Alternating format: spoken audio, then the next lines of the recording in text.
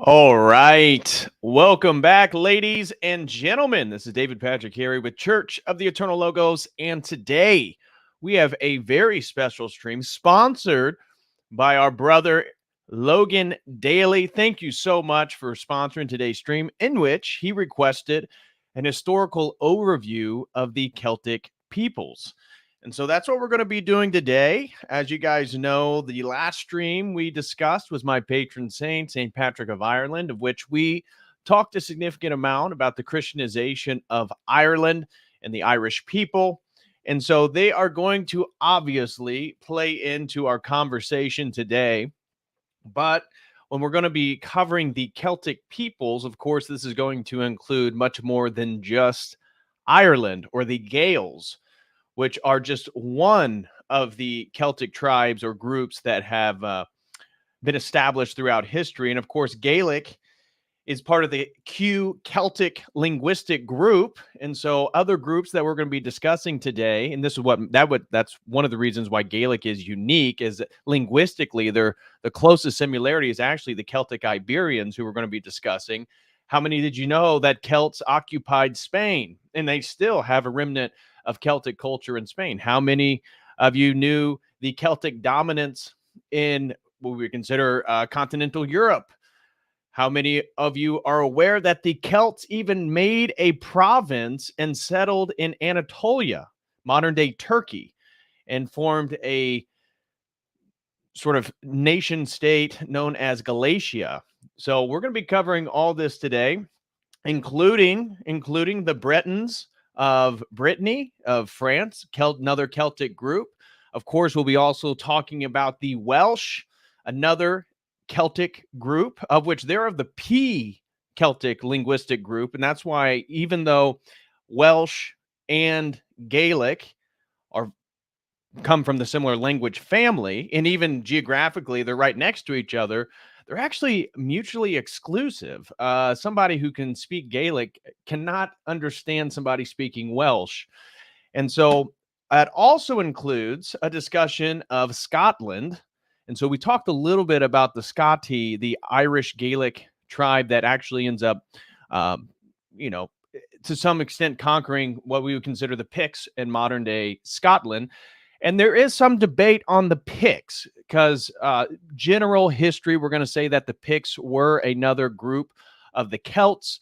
It's been really hard for scholars to sort of pinpoint that language, the Pict language, although many believe that it was a variation of probably the P Celtic, so probably a variation of Welsh.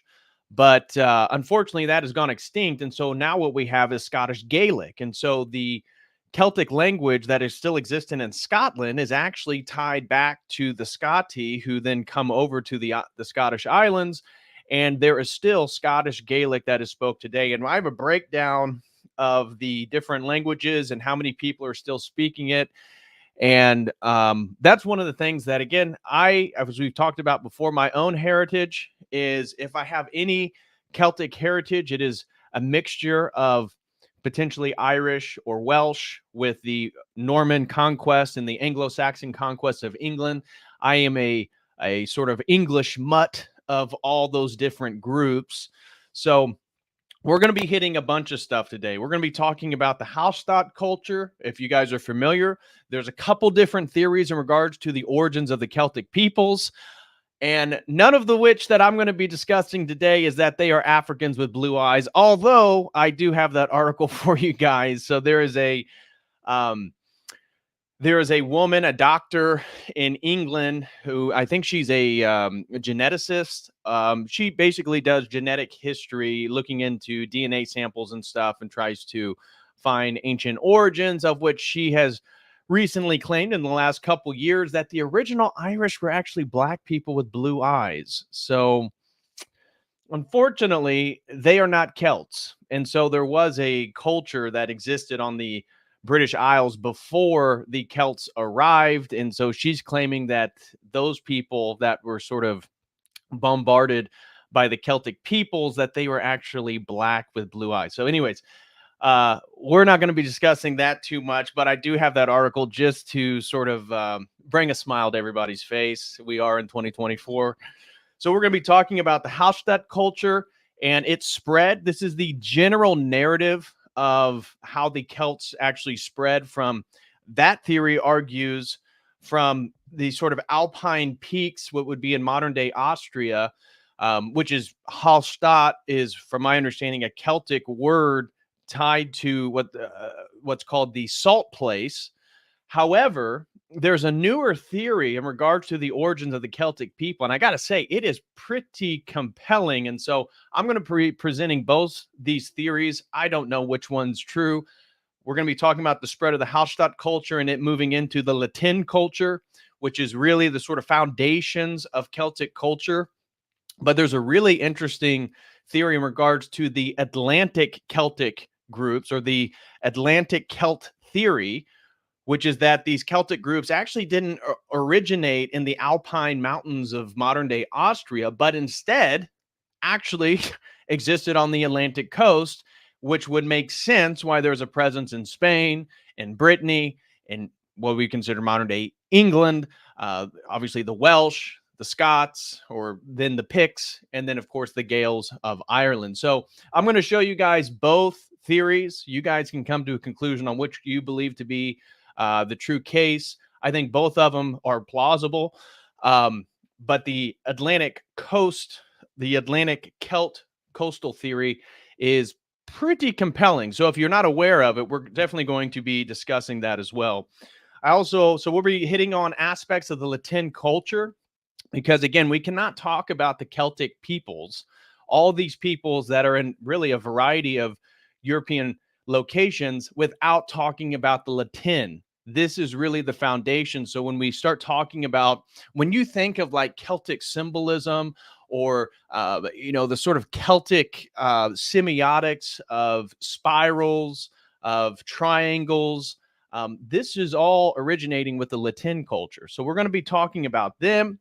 We're going to be talking a little bit about the Druids and Celtic religion.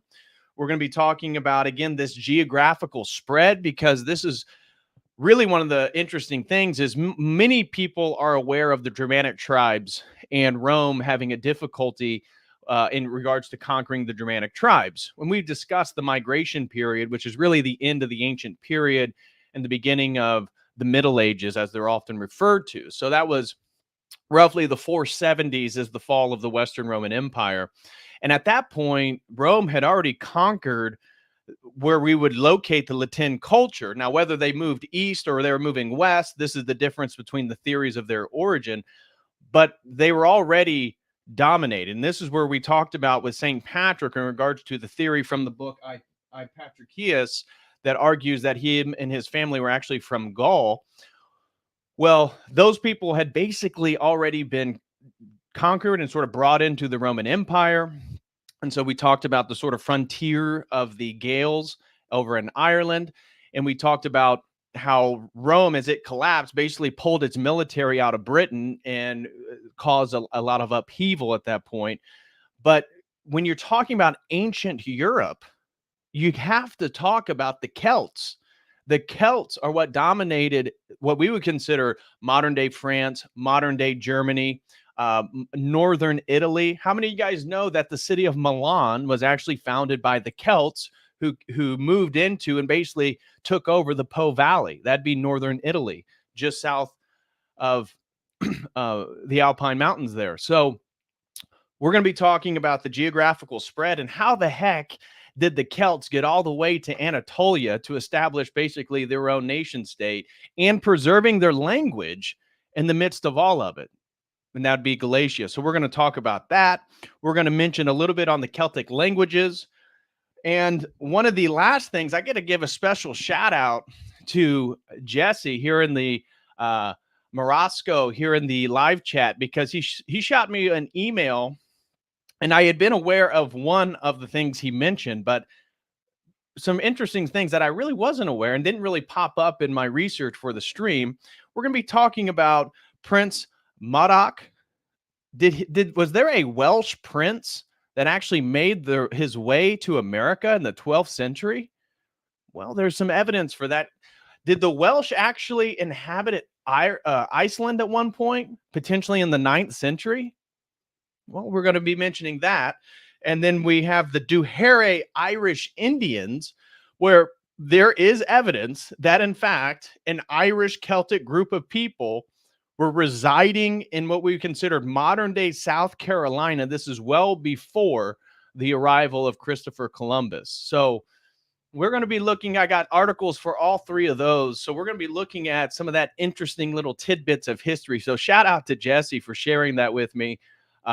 So again, all that's going to be related. Obviously, Prince Madoc was Welsh. And then we have two other interesting pieces to that basically insinuate that the Irish were voyagers. It wasn't just the Vikings that potentially made landfall in North America before Christopher Columbus, but may have actually also been a Welsh prince and Irish peoples.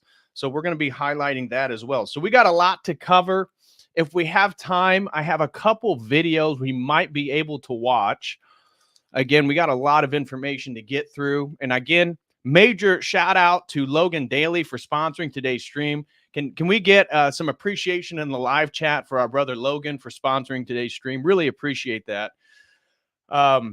And God bless you, brother, for all your support of the channel. Really appreciate it. And I see we got many of our Irish brothers and potentially sisters, but I see mostly brothers here in the live chat. So shout out to the Baron. Shout out to Dr. Crispy Rothschild and everybody else that has some Irish origins. So this is what we're going to be diving into today. Smash that like, guys. And before we get going, want to take care of a little bit of housekeeping. And so first thing I want to mention is this week we have a Think Tank COTEL crew meeting this Wednesday, tomorrow night, 7:00 p.m. Eastern Standard Time. This is where our premium members, we get together in basically a think tank with like-minded men from around the world, quite literally from around the world. And we talk about the latest happenings in the last 2 weeks. I'm sure some people will have some theories on Kate Middleton, the Princess of Wales. Again, Wales is going to be prominent in today's conversation. But we also, I don't know if you've seen the latest happenings with Brigitte Macron, that she's actually a man. And so I'm sure that'll be something that everybody's going to want to talk about in the think tank. But if you would like to join these private conversations, please use this link right here. Would greatly appreciate it. And also with the $5 a month membership to the website, you can also get access to an exclusive video library, which includes an article or a video regarding an article that I just put up. It's called Orthodox Saints and Their Relationship to Animals, which is really interesting. And in that video, we basically discuss some of the theology regarding God's creation and how we understand animals as Christians and as us being uniquely made in the image of God. But then all these great stories regarding saints that either had wild animals as friends or helped wild animals, or wild animals helped save them. There's a story of Saint Paisios having no food, praying, and according to him, a falcon, some type of falcon, he saw out in the distance, swoop down into the ocean, grab a fish, continue to fly, and drop it right before his feet, and he was able to eat. So stories like that, that is over on the website.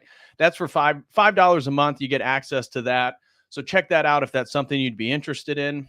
Also, if anybody wants to sign up for a one-on-one session, we can do so with this link right here. We can dive into a private one-on-one meeting using Zoom, and we can discuss any topic your heart desires. It'll just between you and me. So be it philosophy, world history, Christian theology, goal setting, the Lenten fast, whatever it may be. So check that out. And also, if anybody would like to sponsor stream, of which again, today's stream is sponsored by our friend Logan Daly. Thank you so much, brother, for that. You can do so with this link right here. We got another sponsored stream we're going to be doing this week. This one right here, Religion and Nothingness. We'll be talking about the Buddhist phenomenologist and Heideggerian scholar Nishitani, and that is due to our brother AC for sponsoring that. So if you have that, also we'll be doing the UFO deception. So both of AC streams we'll be doing in the next week. So if you would also like to potentially sponsor a stream, you can do so with that link right here. And so also, if you'd like to show some support, we got merchandise up at the website, as well as on YouTube. So if you can click the store link on YouTube, we got merchandise over there as well. And if you guys are in the market for some Orthodox gear, don't forget to check out orthodoxdepot.com. Orthodoxdepot.com. It's a great Orthodox company right here in Midwest America. You can use promo code COTEL. You'll get 10% off all products. You'll be able to help me out. You'll help some Orthodox Christians who are running a small business out, and you'll get great products, be it icons, T-shirts. Well, if you're getting T-shirts, get them from my site. I'm kidding. Prayer robes, incense, all types of stuff. It's over at orthodoxdepot.com. Use promo code COTEL. It's another way to help my workout and this YouTube channel. So thank you guys for that. Also, well, that basically does it. So let's get into today's topic, guys. Looks like, Baron Strawberry. Looks like we got some stuff. Baron Strawberry. Shout out to the Irish Baron. He says, black people with blue eyes. That explains the massive. Yeah. That's exactly it, Baron. It explains the massive D, I suppose. Yeah. Well, you're lucky all your kinsfolk are coming back to you. So lucky you Irish and Scottish and British people, all your black brothers, your ancestral brothers are coming back to their homeland. So lucky for you guys. And shout out to Logan Daly for gifting another COTEL Crew membership. Shout out to Logan again for sponsoring today's stream. Thank you so much, brother. And the great Marcus Antonio gifts 5 COTEL Crew memberships.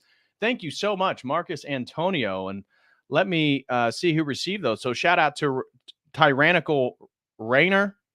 Shout out to Elise T, Joey A, and Keenan Beats was gifted a membership. So shout out to Keenan Beats. He was able to get one from Marcus. That's great, man. That is great. All right. Well, thank you guys so much. And if you want to support the stream while we go through today, if you have comments or questions, you can always send those in using the Streamlabs or the Dono chat links. Obviously, those are ideal because they take less of the percentage. Everything on YouTube is 30%. However, if you prefer to use YouTube, please use YouTube. And if you have any questions or comments, or if you're really feeling generous like our Nub brothers here in the chat, you can always gift some COTEL Crew memberships. I know everybody in the live chat always appreciate you guys, your generous support. So shout out to you guys, Marcus Antonio, JCIL, Logan Daly, Ham Grandcock, for all your gifting of some membership. So God bless you guys. And we got $5 that just came in over on the Dono chat by Teacup. Throws in $5 and says, one coffee for my ortho brother. Well, thank you very much, Teacup. Always appreciate $5 for a coffee. Okay, so let's get into today's topic, rather. So we're talking about the history of the Celts. And let me see, I need to bring up some maps. So we're going to go mapless here to begin with. Let me see if I actually have a particular map that would be beneficial. Because as we talk through some of these groups, for me, I like visuals. I like to see where everything is. So we're going to begin with the Hellat Culture and what exactly that is. So I got my own notes to begin with, but I'm going to bring up this Wikipedia just so you can kind of see the map here. So this is the Hellat Culture. And so we have no written history of these ancient Celtic peoples. Now, the lore certainly persists. And we know most of our understanding about the Celts comes from the Romans, because the Celts didn't have a written language. Now, they certainly had language and they certainly had culture. Now, they were great metal workers. When we look at the Hellat culture, it is typically divided into three to four specific sections. So we only have archaeological evidence when it concerns our understanding of the Hellat culture. And we have A to B Hellat culture, which is divided between 1200 to 800 BC before Christ. So this is ancient times. Then we have the C era Hellat culture, which comes into play between 800 to 20 BC. And this is also going to overlap with the rise of the Latin culture, who I'm going to be discussing, who really are prominent on the European continent from 450 BC to 50 BC. Okay. And so according to the Greco-Roman accounts, when they encountered the Celts north of the mountains there in northern Italy, they called them the Keltoi. And this was believed to be a reference to them being the tall ones. And this reference comes to us from 517 BC. So 517 years before Christ. The Romans who encountered some of these Celts described that they were very tall. They tended to be more muscular, strong, and they described them as very barbaric. They often painted themselves when they went to battle. One of the interesting things of note regarding the Celts, too, is that they typically did have a mustache. So it was very common for Celtic warriors to have spiked hair. So from my understanding, they would use salt, lime, and water, and they would put it in their hair and they would spike it up. And so they would have spiked hair with a thick mustache. And the mustache, for at least within the Latin culture and stuff, was sort of identified with male virility and personal strength. And so very common. Also was very common, according to the Romans, and this is generally accepted by historians, is that the lower class of the Celts, when they would go to battle, often the front lines would be totally nude. And so the Romans talked about how terrifying these Celts were, because when we're talking about the ancient period in Europe, remember, this is before the migration and the rise of these Germanic tribes, who were at this point much more eastward. And we've talked about the migration period in the Roman Empire. As Rome fell, remember, the Huns come into Europe and push all these Germanic tribes into these areas in which were particularly dominated by Celts. And so these Celts during this ancient period, they were the fierce warrior class. It was not the Germans per se. And so the Celts had hill forts, is what we know in regards to our archaeological evidence, is that they would build hill forts, often almost like triple tiered. So the king would be on the very top of the hill, and sort of his personal bodyguard in groups would be around within this sort of particular top circle, which would have a fence. And then underneath that, he would have the sort of aristocrats. There would be gardens. There would be a place to grow food. And then at the very bottom of the hill or the mound would be the sort of 90% of the people, which were farmers. And they would sort of do all the agricultural enterprises that would be on flat ground away from the hillside. So we know that one of the reasons why the Celtic culture, this ancient Celtic culture, was able to thrive was due to their trading of mined salt, which, remember, when we talk about Hellat, according to scholars, it is a Celtic word for the salt place. And this is why many scholars believe that where you look at this map right here, you can see Hellat right here. You see it? Hellat. And so it was believed that they were able to mine salt here, and they were selling salt to various other groups, including the Italian peninsula. And this helped spread their culture, but also gain some type of monetary success to build themselves up. And so as that process happened, where they were selling mined salt, copper, and tin, they were able to develop a much more hierarchical culture and system. And so eventually, obviously, the Romans in a later period, so Rome's right it down here. I don't know if can you guys see my mouse? I think you can. So the Romans were right around here, and eventually they're going to conquer what we would consider modern day France, or what they called Gaul, which was really just a term for foreigner, because they identified all these people that lived there, Celts, as foreigners and incredibly barbaric. And so one of the things that we have that has been debated among scholars is the degree of which human sacrifice occurred from the Druidic priestcraft. And the Druids had a great importance in regards to Celtic culture, both politically, in regards to judges of civil matters, and even militarily.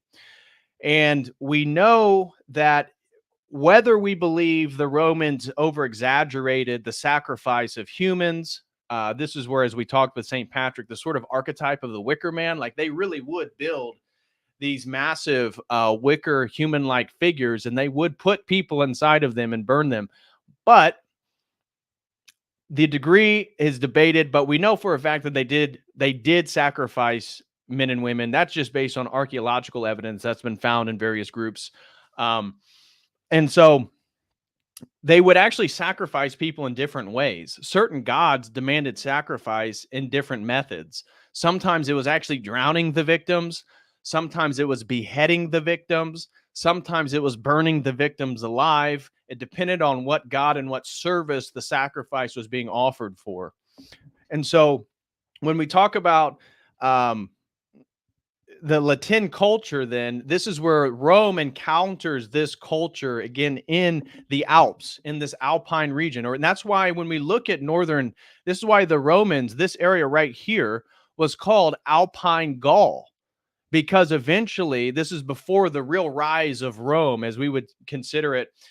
Julius Caesar was incredibly influential in the conquering of Gaul. So when we look at the Roman conquest into Gaul, this area right here, modern day France, even into Spain, some of the Roman conquests there. And then Caesar was the first one to actually make the trip over to the British Isles, modern day Britain. But what was the city? I forget the city. Anyway, some of you guys are going to know. It's the point in which they have these incredible white cliffs that fall straight off into the sea. It's right there down to the southeast end of the British island there. But anyways, it took a long time for Rome to actually conquer Britain, and it really was never fully successful, as we talked about in the stream on St. Patrick. Eventually, as the empire in the 300s and especially in the 400s, they had to pull much of the military efforts they had there south, and the Romans were never able to capture Scotland. The Picts were a fierce fighting group, and that's why we have Hadrian's Wall. That's why the Emperor Hadrian actually built a wall to sort of differentiate the barbarous Celtic tribes of the north from the civilized society that was of Rome. and many Celts within Britain actually really enjoyed Roman domination on the island because it brought stability, and it also brought aspects of Roman culture like baths and sort of more metropolitan style cities, less sort of rural agricultural lifestyle. But once they left, many of the Celts had to return back to their previous lifestyle despite 100 to 200 years of Roman influence. So that's a little bit of that. Also, remember, as I mentioned, we have to that there's two different language groups here when we're looking at the Celts. This is here is the Latin culture here, and that is the Q and P Celtic language groups. So the P Celtic language group would include continental Europe. So when we're looking at Gaul, they would have a form of a P Celtic language group, which would include the Gauls or Gaulish, and also modern day Britain. So this is why Welsh is a derivative of this group, and why it's so different from the Gaelic that is in Ireland, despite both of them being Celtic groups. It's a divergent language group that is totally different. And so the Q Celtic, as I mentioned earlier, is much more similar between the Gaels of Ireland and the Celts Iberians, the Celts that inhabited Spain. So another thing that I thought was really interesting in regards to Roman description of the Celts was that they were incredibly hygienic, right? So one of the things that they derided about some of the Germanic tribes is that maybe they weren't as hygienic, but they described, or Roman chroniclers described the Celts as being almost obsessive about body hair, and that they would individually, both men and women, would pluck hair off their body, and they prefer to have more of a hairless body, and they believe this to be more hygienic. And so this is basically a historical fact that we know, that the Celts would pluck each other's hair or their own hair, and that many warriors would spend a considerable amount of time shaving, yes, their entire body. And so, and remember, their faces would be shaved except for a massive mustache.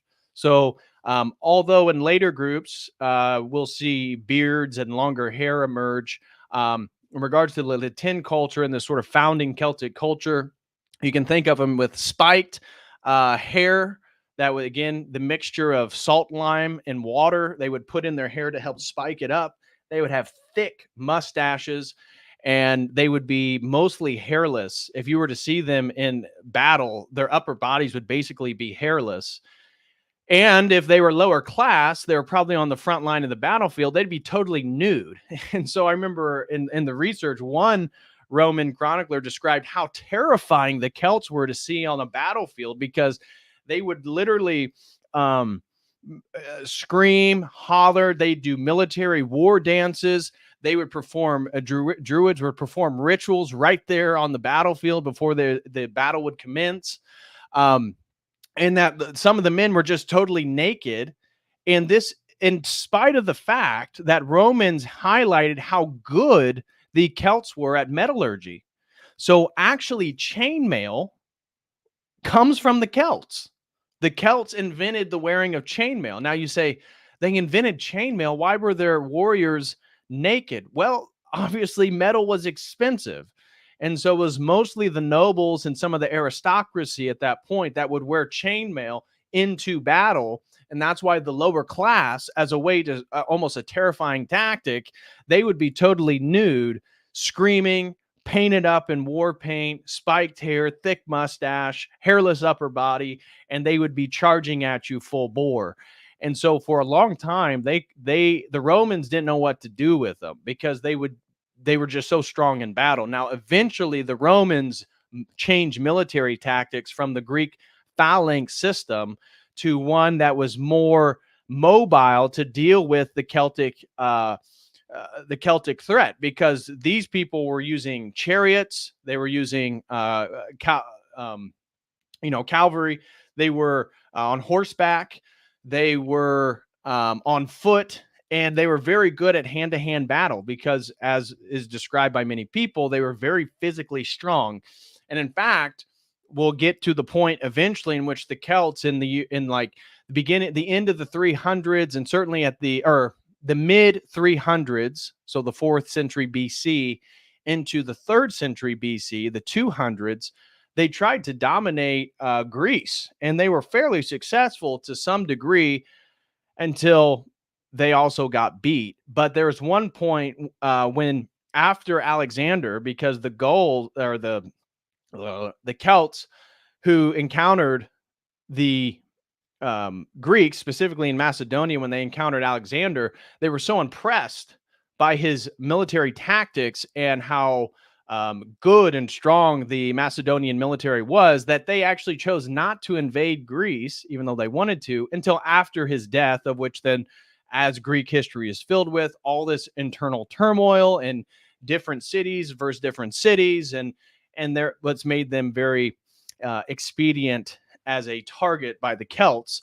But one Celtic warlord, when he defeated the Greeks in Thrace, he took a bunch of the Greeks hostage that he had, the men, the fighting men, and he stood before and brought his best Celtic warriors and basically humiliated the Greeks by showing how much more physically strong and bigger the Celts were to the Greeks, and basically insinuated that they were weak and effeminate. Now, whether that's true or not, we don't know, but this is certainly a legend that has come down to us through history.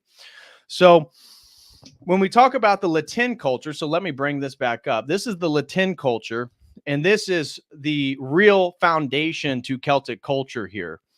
And so the Latin culture spread from Western Europe, Gaul, to Eastern Europe, Spain, and the British Isles. And the way that their society was structured, as I already said, indicative of the hill forts, is you had a king or a tribal chief.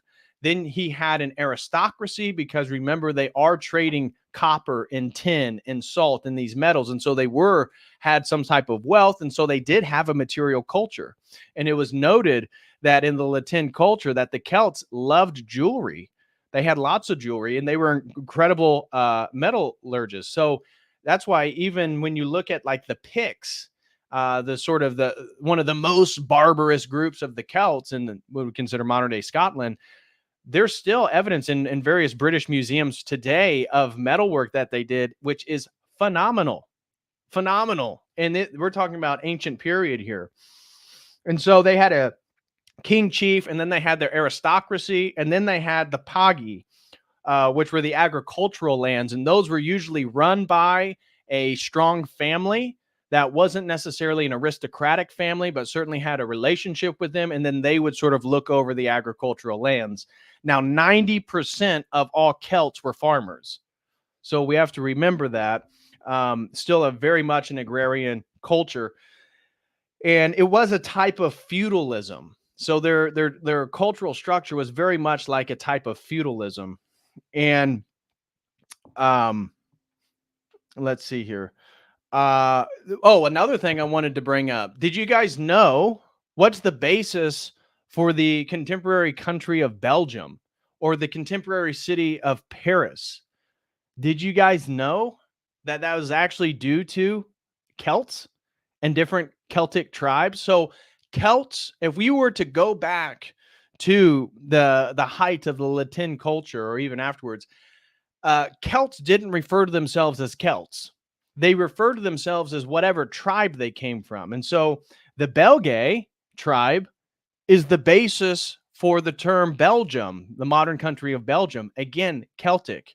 The Parisi is the Celtic tribe, which was in modern day Paris. That's why Paris is called Paris. So a lot of people probably aren't aware of that, but that is a historical fact. And so again, remnants of that Celtic culture there on the continent. Now, when we talk about Celtic religion, as I said, it can be a little contentious because now with the rise of Wicca and various forms of paganism, there's a lot of people that are in defense of the Druids. And so the Celtic religion was not uniform among all the tribes, although there is a similarity. And yes, they all had various Druidic priests, a priesthood. but the gods that they emphasized, again, their languages were growing more and more um, exclusive, so they couldn't even fully, again, the Gaels of Ireland couldn't necessarily communicate with other tribes as time went through. And so when we talk about the religion, it's not exactly uniform. We can't form a full understanding of the intricacies of their beliefs and their practices. And because they didn't give us written history, everything comes from other groups that encountered them.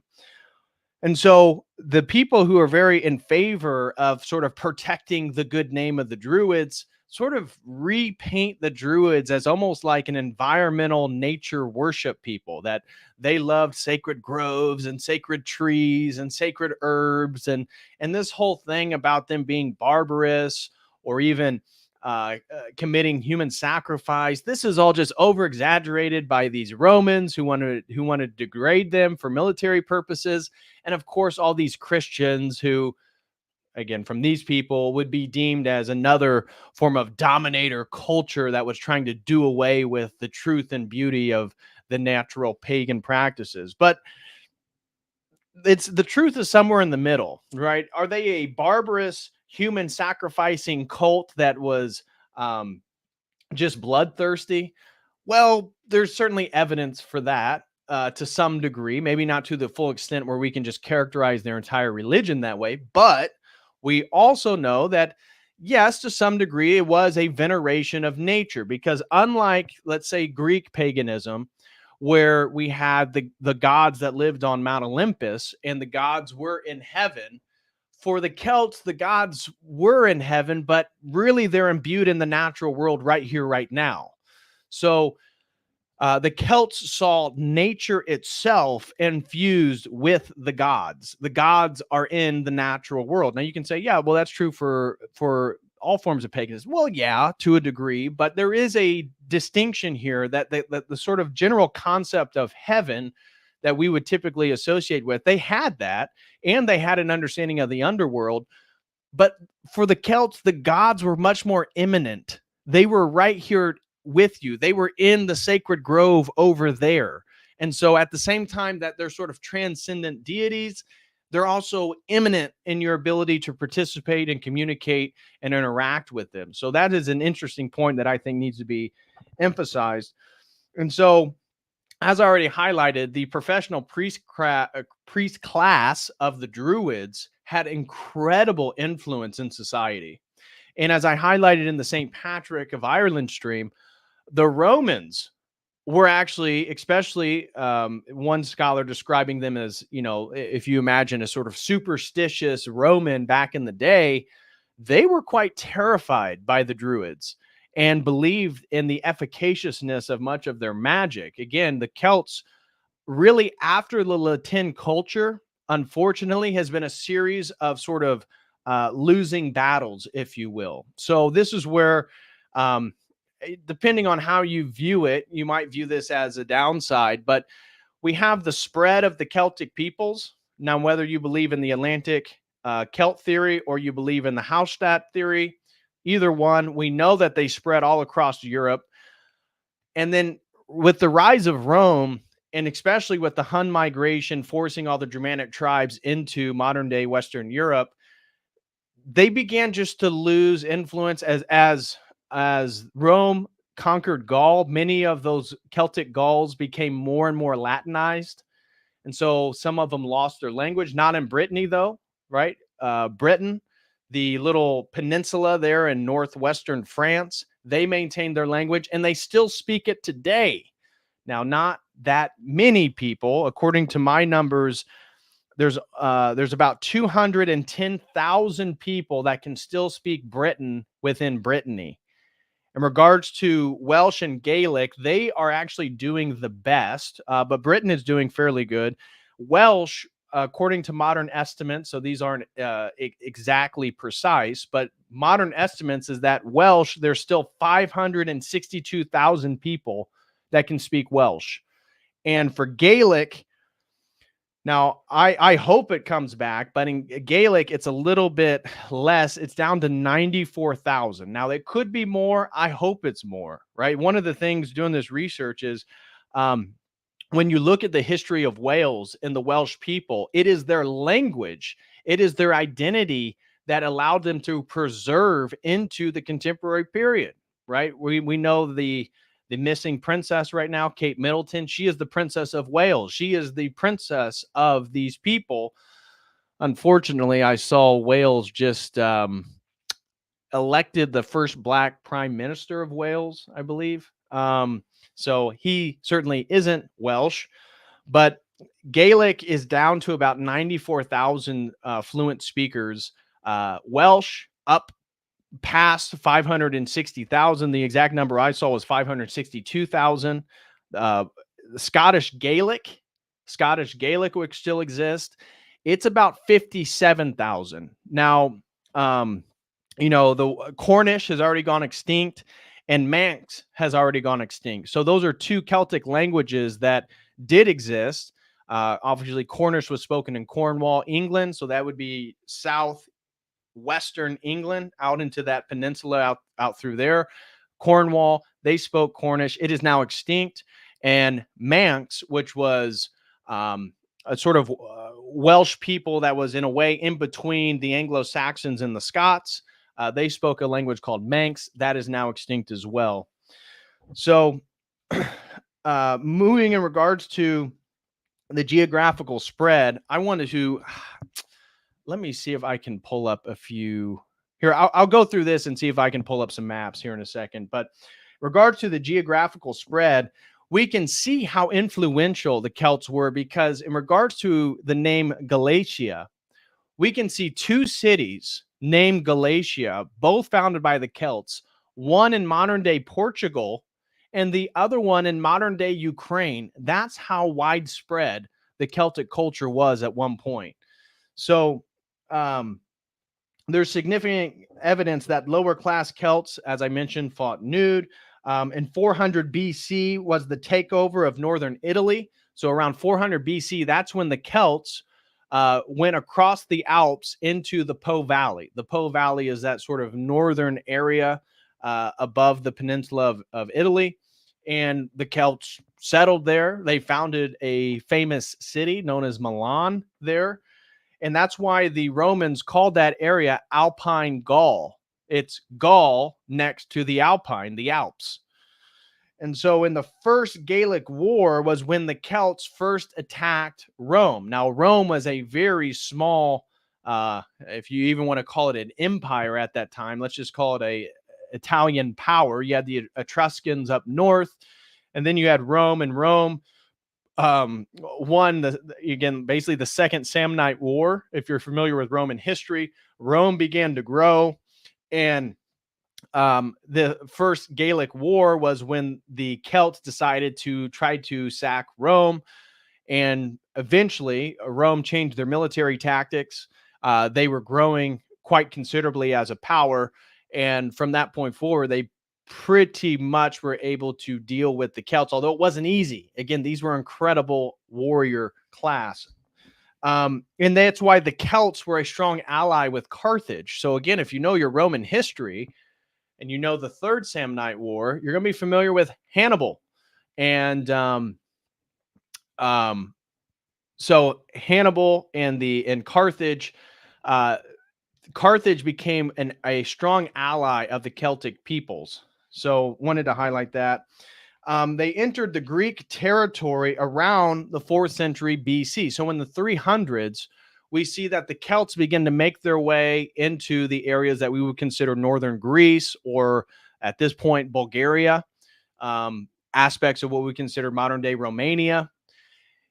And that's where they encountered Alexander. They were very impressed with Alexander. There's a story that Alexander asked the Gauls, because he was impressed also with them as fierce warriors. And he asked the Gauls, like, what are you guys afraid of? Expecting them to say, we're afraid of you, Alexander. And they didn't. They said, we're afraid of the sky falling on our heads. That's it. They said, that's the only thing we're afraid of. And Alexander kind of shook that off. Maybe it was a little bit of a jab at his ego, but they were impressed with Alexander, and they decided not to have any sort of military conquest into Greece until after Alexander died and much of the Greek world be it Thrace, be it Macedonia, be it through the Greek Isles. They were really at war with each other, which is kind of the nature of Greek history. And so in 281, they invaded Thrace and Macedonia. And as I mentioned, comparing their strong bodies to the weak bodies of the Greeks. And 271, the Greeks finally got wise and built a sort of, if you want to call it, a federation of Greeks. Instead of continually fighting against each other, the Celts forced them to sort of come together. And this led into what's called the Battle of Thermopylae. No, not the Thermopylae that you come to think about. That was the Persians versus the Spartans. But Thermopylae actually has multiple battles throughout history. It was a hot spot for the Greeks to meet an invading force and try to reenact the sort of courage of the Spartans. But in the Battle of Thermopylae, the Greeks they had a unified front of multiple different Greek cities fighting together for the first time in a while, not fighting against each other. And they were able to put up a fierce resistance against Brennus, the Celtic. I don't know if he was a king, but he was certainly the leader of this sort of warrior expedition at this point. Brennus was. And so he was able to, the Greeks were able to put a stop to that at Thermopylae. And Brennus, realizing that he wasn't going to be able to move the Greeks using their tactic, again, they had the phalanx, but it was limited. The Celts couldn't get around them. They couldn't use their superior numbers. And so Brennus had a group of Celts go to a neighboring city and ravage the city. And this, according to Greek chroniclers, was really a sort of tide in the ferocity of the Greeks against the Celts.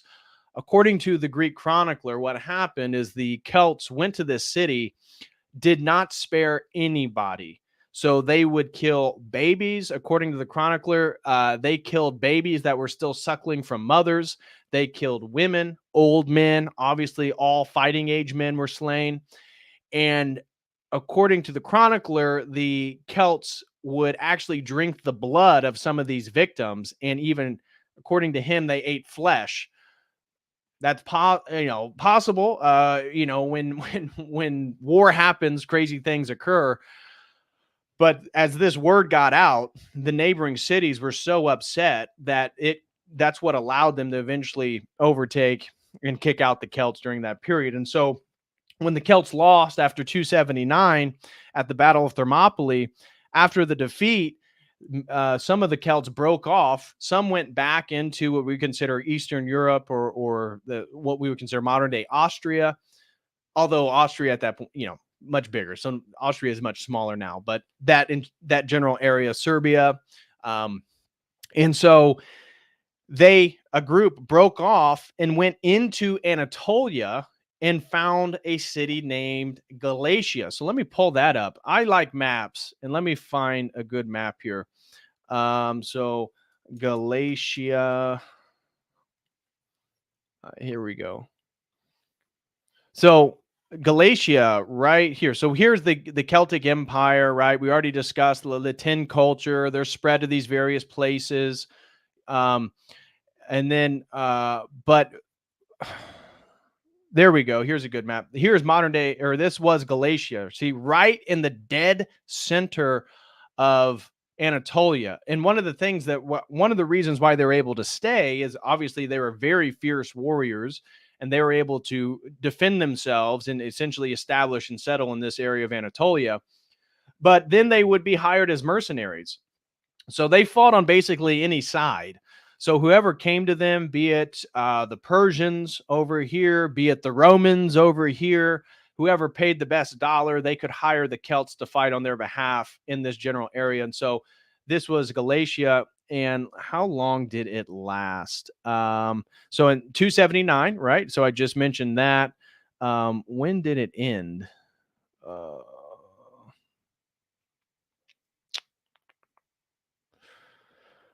Anyways, I'm not positive on when it was over. Anyways, you guys get it. You guys get it. So one of the things about Celtic culture too that I wanted to highlight has to do with Tolkien, right? So Tolkien is a famous author. Obviously, many people are going to be familiar with the Lord of the Rings. But how many of you guys know that Tolkien was an Englishman through and through? He was not Celt. He maybe his ancestry, there's a little bit there, but he was fascinated with the Welsh people. And so, how many of you guys knew that the entire semiotics and the paradigm of Middle Earth for the Lord of the Rings is built on the history and the peoples of Wales? So, I wanted to throw that in just as a little caveat there that the entire book series of the Hobbits and the Lord of the Rings is Tolkien building an entire worldview, right? That's what makes that book, those novels so interesting, is he's creating languages and mythologies and all that different stuff. But it's all based on his interaction and his study and to some degree his obsession with the history of Wales. He loved it. And this really set the tone for now much of the sort of symbolism and semiotics we see in Hollywood, anything dealing with ancient Europe to some degree, and these ancient cultures, these ancient medieval cultures, they almost tend to universally use Celtic tropes that are associated with the Welsh people. So very interesting there as well. Now, I mentioned about the Atlantic Celt theory, and let me bring that up to you. So here is an article on the origins of the Celts. Celtic from the West. Theory puts Celtic homelands on the Western European coast. So here is the general Hellat theory, right? This is the height of the Latin culture. We believe, according to the general narrative, that they came from Hellat, which would be modern day Austria. However, this is, here we go. Here is the map of the Atlantic Celt theory. So as opposed to actually starting in the Alps, as the Hellat theory begins, they argue that the Celts began as an Atlantic coastal groups of people, and this would explain why they were good at sailing and such and navigating. The Druids were known for their I guess we could say astronomy or astrological lore, the ability to navigate the waters or help. And so this other theory, this competing theory, the Atlantic Celt theory, argues this is actually the homeland of the Celts. And this makes a lot of sense because if you go to where is it? The Celtic nations, like here, obviously this isn't including the Celtiberians. But look, here is the group of the Celtic lands that are left. We have Brittany, we have Wales, we have Cornwall, we have Ireland and Scotland. And so when we go back to this map, it makes sense why the Britons would be right here. It makes sense why all these Celtic groups would inhabit this particular area, all of which were the main centers for their culture. And this would argue that their expansion actually went eastward. Not their expansion went westward, but their expansion went eastward. And so you can, here, I'll share this article with you guys if you want. But as it says, new evidence and techniques can lead to a different view of Celtic origins. Just as it has been right to challenge the old dogma and traditional theories and origins of the Celt-speaking peoples being in Central Europe, it's also right that a new hypothesis based on new evidence and techniques should be brought forward to test the theory that points to a West European and Iberian origin of the Celtic people in the late Bronze Age or earlier. All views of history have been prefixed with the words of evidence to date. This does not mean that this view of the origin of the Celts will remain static. New evidence and DNA research findings are being put forward all of the time. This includes that being undertaken into migrations after the Mesolithic period about 6,000 years ago, then into the 3rd millennium BC, which corresponds with the Bell Beaker culture. And that is the culture that this article here that I had to include, right? I had to bring this up. I know all my Irish or Celtic brothers are going to roll their eyes, but this is the article of Dr. Lara Cassidy. Of course, it's a woman, geneticist, who argues that the original Irish were actually black people with blue eyes. Now, what she's actually describing, if you read her article, is not the Celtic people, but the beaker culture. The beaker culture. Now, whether that's true or not, I remain skeptical, but it's sort of a misnomer to say the Irish people, because the Irish were Celtic, the Gaels were Celtic, and so they weren't these people. This is the beaker culture. It's a totally different group of people. But, it's 2024. So going back, anyways, a lot more recent work concentrates on burial sites with ancient DNA samples being taken in Ireland that reflects these movements. One being from a hinge monument and Ballynahati monument in Ireland dating to 3,343 BC to 3020 BC. Okay. Anyways, so this is the general map. And then, so they Celticize, and you can see all the way over to Galatia here, right? So that is a vast territory that the Celts move. So as far as the Celtic languages are concerned, there is more DNA evidence that points to the possibility that the Indo-European languages arrived in the Celtic areas in about 24,000 BC, or 2400 BC rather, which is the early Beaker period. However, because there is genetic continuity from this period, the Celtic languages of Geodelic and Brythonic would have evolved within these communities. There continues to be no evidence to date of further influx in the late Bronze Age into the areas where these languages are spoken. This includes from the period after and around 400 BC, when the Celts north of Italy came into the Po Valley. Po Valley right here, Milan, northern Italy, just south of the Alps. And then further south. That happened, but there is no evidence that they spread westward towards what we now see as the modern Celtic lands. This all points to the origin of the Celts being the western coastal areas of Europe, and instead spread eastward along rivers and other trade routes eastwards into other parts of Europe and beyond. And so one of the things that, I don't even have it up, do I? Oh my gosh. I didn't have any of that up, did I? So this, did I have this map? Were you guys seeing this map earlier? My gosh, my fault, guys. I'm always moving between stuff and sometimes forget what's actually up on the screen. So here is the map. This is the Atlantic coast theory, again, that I was just describing and reading to you guys. This was the article of the Dr. What was her name again? Dr. Laura Cassidy from the University of Dublin, the geneticist who's making the claim that the original Irish were actually dark-skinned people with blue eyes. No, these people were the Beaker culture. Remember that I just highlighted. They were the Beaker culture right here, the Bell Beaker culture. They were not Celts. And therefore, to call them Irish is a misnomer because it's totally different culture and peoples.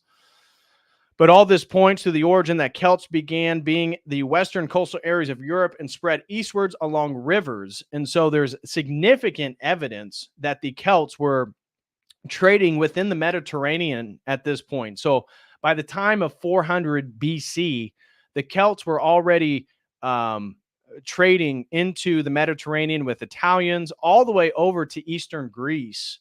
The Celts had trade routes. So to me, again, I'm going to leave it open to you guys whether you prefer the Hellat culture or the theory or the origin of the Atlantic coast theory. I lean a little bit more towards the Atlantic coast theory myself, but I'm no scholar on this topic. I'm no historian of the Celts, but it does make a lot of sense that that might be the case. So anyways, this is a sort of introduction to that particular theory there. Now, I wanted to mention a general overview of the Celtic history, if you will. And so that includes, let me pull it up. I got a bunch of notes over here. And I got timelines for all the great Celtic nations that I'm going to go through next, too. So I got a timeline for the Celt-Iberians, for the Welsh, for the Bretons, for the Irish, and for the Scottish. So we can look at what are the most important events in their own history. Now, again, we have the Hellat culture, then we have the Latin culture, and then we have the Roman conquest and Celtic resistance. Of my notes, I have the expansion of the Roman Empire into Celtic territories marked a significant period of conflict and cultural exchange. The Celts resisted Roman conquest in various regions, with notable leaders like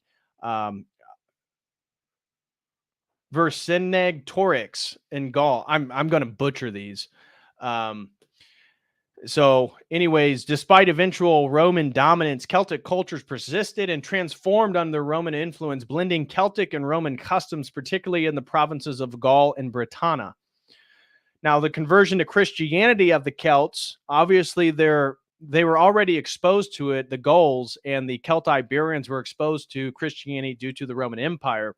But we see the conversion to Christianity really happened for many of these Celtic groups in the 4th and 5th century, of which St. Patrick of Ireland is 5th century, right? The mid 400s. So the 430s is where we attributed his trip to Ireland and the conversion of the Celtic people, the Gaels there.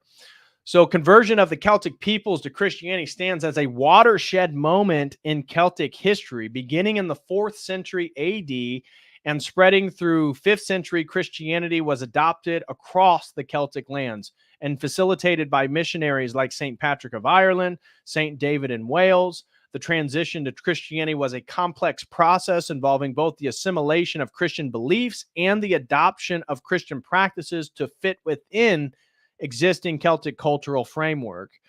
The syncretism led to the creation of a unique Celtic Christianity, characterized by distinctive practices such as the Celtic cross, monasticism, and the celebration of Christian festivals with Celtic traditions. Now, we talked, remember, in the stream on St. Patrick that the Celtic cross is a circle, and then it has the Christian cross in it. And St. Patrick used the Celtic worship of the sun, solar worship, to talk about how Jesus Christ is both the symbolic and literal light of the world. And that's why the Celtic cross has that circle in it, because what that represents is the sort of Christianization of solar worship within these Celtic tribes and a re-understanding of who the true light is as Jesus Christ. And so that is why the Celtic cross is unique to the Celtic peoples. During the medieval period and the Celtic nations, during the medieval period, Celtic cultures continued to develop in distinct trajectories within the various Celtic nations: Ireland, Scotland, Wales, Cornwall, Brittany, and the Isle of Man. The Celtic Church played a crucial role in the preservation of learning and culture during the early medieval period, particularly in Ireland, which became known as the Island of Saints and Scholars. In regards to the modern era to today, 2024, I wrote that in the modern era, the history of the Celtic peoples has been marked by colonization, resistance, and revival. Ireland's struggle for independence from British rule culminated in the establishment of an Irish Free State in 1922, leading to the current Republic of Ireland, a nation that maintains a strong sense of Celtic identity through language, music, and cultural traditions. Wales, meanwhile, has seen a resurgence in interest in the Welsh language and Celtic heritage, supported by policies promoting Welsh culture and history. And one of the interesting things about the Welsh, and I really appreciated that they did this, is obviously eventually they're dominated by England. They're forced to learn English and speak English. But the thing about the Welsh is they always kept their language. And when we moved into, I believe it was in the 1990s, that they got official permission from the UK to be able to speak Welsh in schools, in public printings, even I believe in their own parliamentary system, they can speak Welsh. And this dramatically aided in the preservation of their language. That's why when we look at the different Celtic languages, Welsh having speakers above 562,000 is so much higher, at least in Britain, in France, in Brittany, we mentioned that rough estimates is 210,000. Those are the biggest Celtic speaking groups. When we look at Gaelic and Scottish Gaelic, Gaelic is about 94,000, Scottish Gaelic about 57,000. And so being able to continue their Welsh identity and utilize Welsh as a language within their country is dramatically beneficial to why there's so many Welsh speakers compared to some of these others, despite Ireland having way more people. So wanted to highlight that. Looks like we got some super chats. Let me address one right now. King Attilia throws in $5. Thank you so much, King. God bless you, brother. He says, how does one sponsor a stream? Would love to see a stream about King Alfred the Great. Love the content, brother. Blessed Lent. Well, King Attilia, what you do is just sign up with this link right here. I'm going to share it in the live chat for you. So you can just click this link or you can go to my website. If you go to the shop, it's like the second option on the shop is to sponsor a stream. And I just shared the link. So if you're able to click that link, that would take you to the page. But yeah, I'd be happy to do a sponsored stream on King Alfred the Great. But anyways, thank you very much for that, brother. Let me just double check while I'm here for any other super chats, any other comments or questions while we're here. Oh, yeah, we got some over on the Streamlabs. Let me pull those up real quick.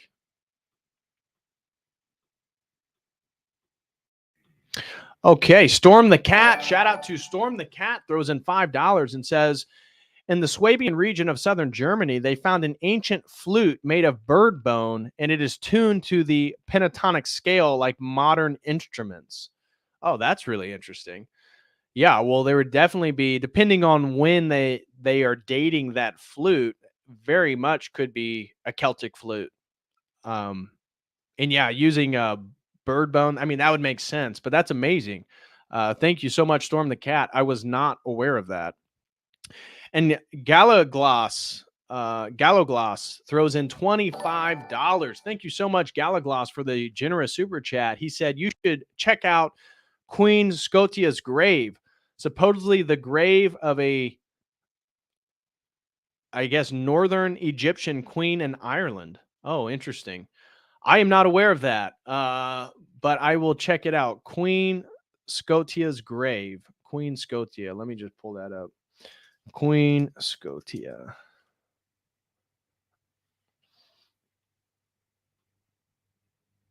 Yeah, I'm not familiar, but I'll look into that one. Thank you so much, Galagloss, for the super chat, the support. Again, if you guys have any comments or questions, feel free to send those in on Streamlabs, Dono Chat, or YouTube. Would be greatly appreciative of all the support. Okay, so continuing forward here, one of the other things that I wanted to mention about the Celts is the fact that we know, especially within what we consider modern day England, Ireland, and Scotland, that the Celtic tribes would have a sort of sport battle with each other. So we know that within Celtic history, part of their culture was having sort of public sports. It wasn't necessarily battles to the death, although some people did die, but they would sort of have public athletes or warriors that would battle other tribal warriors for prestige and honor. And so they had ritualized sport fighting among different tribes. Obviously, the two-wheel chariots were a staple in Celtic culture. And it is noted when Julius Caesar made his way to Britain that was one of the first times his soldiers actually saw two-wheeled chariots used in battle. And so it kind of confounded some of the Roman soldiers on how to deal with it. And the Celts, what they would do is they would have a guy in a chariot with a horse and probably another guy with spears and arrows, and they would just run and drive. They would just do drive-bys, basically come, and then the guy in the back would just shoot arrows at the Romans while they were wheeling and dealing. And so another thing that I looked into is the usage. So did you know that there's a haircut called the Caesar or the Julius Caesar? And this all comes about Julius Caesar's endeavors into Britain, that many of the Celts, this is a bit of a later time. This is almost at the birth of Christ, if you're familiar with the Roman timeline, that when he got there. So this is first century BC, that some of the warriors had long hair and beards. And so to differentiate the Romans, which Romans also had long hair, uh, that he forced his soldiers to cut their hair and shave just to identify themselves as different and less barbarous. And so that was an interesting thing because I was looking into long hair. My fiance, maybe I this is a total digression, so forgive me, guys. This has nothing to do with Celts, but um, my fiance wants me to grow my hair out. She really wants me to have like shoulder length hair with my beard and be like a Viking. So I've been really reluctant to participate in this, but I told her I'm potentially open to it. But maybe I'll do a vote here in the live chat, and you guys can tell me what to do. But I was thinking about she really wants me to like grow the hair out to like my shoulders and do more of a Viking look and keep that. I may do it. I may do it. I know she really wants me to, but I've never had hair that went past my ear. Like never had hair that actually even made it halfway across my ear. So it would be a new experience for me. Uh, yeah, a bowl cut. I should do that. Yeah, I'll get a bowl cut or a mullet. Somebody said go for the mullet. Yeah. No, I wasn't going for the mullet. I was going for more. She wants to do more of like an Anglo-Saxon Viking look. Maybe I'll do it. Maybe I'll do it. Not sure. Anyways, I digress. I apologize. I even got on that topic was because of the Julius Caesar haircut, which became prominent after his encounter of some of the Celts in Britain. Now, I have a few things in regards to interesting history of the Celts that I want to make known real quick. And that was, remember, we mentioned the Duhere culture. Now, this is, again, shout out to Jesse for reminding me. And I was not aware of this group. I was aware of Prince Madoc, but was not aware of Irish presence in Iceland and South Carolina. So the Duhere, Irish Indians in South Carolina. So this is talking about that there was a Duhere tribe who were predecessors to the Creek Indian tribe. And it says they're different in many ways. They were Caucasian and had red or brown hair that hung to their heels, freckles, gray eyes, and they were noticeably taller than other natives in the area. Most of the men wore mustaches and high leaders wore beards. Interesting. So sounds very much like some Celtic tribe. They herded domesticated deer using herd dogs in the way that Europeans did cattle. They also milked the deer and made cheese from the milk. The excess male deer population was fattened with corn for butchering. Corrals were built for the deer where they stayed at night, but were allowed to roam during the day, accompanied by herders. They raised chickens, ducks, geese, and other fowl, and were skilled farmers growing large quantities of Indian corn, grain, potatoes, and other vegetables that had been developed in the New World. They owned some metal tools. They were governed by a chief named Datha, who was of gigantic size, whose wife was was as large as he was. In places of horses, the king was carried on the shoulders of strong young men. The chief was decorated with brightly colored paint or tattoos. The chief and his wife lived in a stone palace. Now, again, the painting, it's one of the reasons that the Picts of Scotland were called the Picts is because the blue colored paint or tattoos they would put on their body whenever they would go to war. That's why blue, the color blue, is very important to Scotland. If you look at the Scottish flag, for example. And so them being colored and painted with tattoos sounds very Celtic to me. So very interesting stuff. They were first encountered in 1521 by Captain Francisco Gordillo, a Spanish explorer, and Pedro de Coelho, a Spanish slaver. Gordillo had been sent northward from Hispaniola in the Caribbean by Lucas Vasquez to explore the American mainland. Along the way, he met with Pedro de Cuejo, and the two of them are the first known Spaniards to sail along Georgia, South Carolina, North Carolina, and the Virginia coast. When the two ships arrived in present-day South Carolina, the Spanish were friendly with the Duhere people, but captured 70 of 80 natives of the Chicora as slaves. Upon their return to the Caribbean, they told of the Duhere people that they had met, which was recorded by Peter Martyr, an Italian historian in the service of Spain, to chronicle the explorers' activities. He declared that the Duheres stood at least a foot taller than the Spanish and were an advanced society compared to other natives. More documentation states that when Spanish explorer Lucas Vasquez landed in modern-day South Carolina in 1526, he found the Duhere in possession of some form of proto technic devices, including sparklers and rockets. He also observed that the people divided their year into 12 moons. So again, makes sense. As we talked about, the Keltoi was the Roman Latin word to describe the tall ones, who were the Gauls and the Celts. So a lot of things adding up here. In Gaelic, the Celtic language of Scotland and Ireland, dictionaries of the word Duhere can be translated two ways: as de Haiser, meaning place of the clan hair, or Duher, meaning place of the Irish. The word Datha is a medieval Irish Gaelic word that means painted. So very interesting. Obviously, we know the Vikings are known to have explored North America long before Christopher Columbus, described the Irish as able seamen who traveled extensively and great distances as far as Iceland in the 10th century. Which brings us to our next article: Arctic Irish, fact or fiction? Well, this one is a little bit more contested by some scholars in regards to their real influence on the Iceland.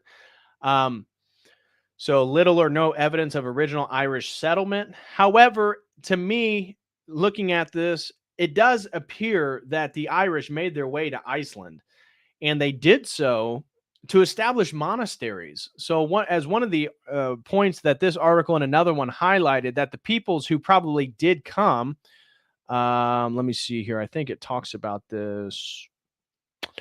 The reasons why they did come was to actually find more isolation to build monasteries for monks. And according to one of their frustrations was that the Nordic people in Iceland, their neighbors, would not leave them alone. And so eventually they left and went back to Ireland. Let's see here. So upon the demise of the Roman Empire and the subsequent spread of Christianity across Europe, monks and holy men increasingly undertook perilous sea voyages to remote uncharted waters. These expeditions were pilgrimages of sorts to test their faith in the Lord. Through their faith was clearly not in doubt. One certainly has to question their sanity. Setting off into open Atlantic waters is rudimentary craft made of animal hide stretched over a wooden frame. Perhaps the most famous of these reputed journeys is that of the legendary Saint Brendan, thought to have sailed all the way to the shores of the then undiscovered Americas. As little or no substantive proof exists to prove that he actually made the voyage, he remains a controversial historical figure. Whether voyaging to America or merely to Iceland, it was in that time, long before the existence of navigational equipment or even rudimentary maps, that these brave seafarers had little more than the movements of the clouds and the birds of the sky to guide them on their way. Indeed, it was probably the sighting of migratory Icelandic nesting birds on the Irish skyline, suggesting the possibility of land towards the north, that prompted the first Christian foray into the North Atlantic. Now, there is one Icelandic scholar here. Where is he? He makes the argument that, right here. So he wrote the book of the Islanders. And so it must be remembered that Ari was writing. This is regard to Martin Sigurdsson. I don't know if the question mark is part of the Nordic language. I think that's a typo. He's a research fellow at the Institute, the University of Iceland. And he argues that it's skeptical whether the Irish made it to Iceland. It seems like they probably did to me. If they made it all the way to South Carolina, I'm pretty sure they probably made it to Iceland and decided, it's not for us. But he says the reason why one of the best historical accounts, the Book of the Islanders, claims that the Irish did in fact land in Iceland, he argues, this is probably a secular Icelandic scholar, it must be remembered that Ari was writing for a Christian hierarchy for whom the story of the monks had great symbolic religious significance and which gave increased legitimacy to the position of Christianity in Icelandic society. So there's that. There's that at least. The next one that I wanted to show you guys is related to some of the Imrams. So an Imram is a class of old Irish tales concerning a hero's sea journey to the other world. Written in the Christian era and essentially Christian in aspect, they preserve elements of Irish mythology. The Imrama are identifiable by their focus on the exploits of the heroes during their search for the other world, located in these cases in the islands far to the west of Ireland. The hero sets out on his voyage for the sake of adventure to fulfill his destiny and generally stops on the other fantastic islands before reaching his destination. He may or may not be able to return home again. Now, one of these Emramas is this right here. The discovery of America by a Welsh prince. So this is not the Duhere tribe of South Carolina. This is the discovery of America by Prince Madoc, who landed in Alabama in 1170. 1170. You're hearing me correctly. And so this article highlights that a Welsh poem from the 15th century tells how Prince Madoc sailed away in 10 ships and discovered America. The account of the discovery of America by a Welsh prince, whether true or myth, was apparently used by Queen Elizabeth I as evidence to the British claim to America during its territorial struggles with Spain, who was the Welsh prince. And did he really discover America before Columbus? Well, Owain Gwynedd, king of Gwynedd in the 12th century, had 19 children. Boy, that man did it. He was not playing around with multiplying.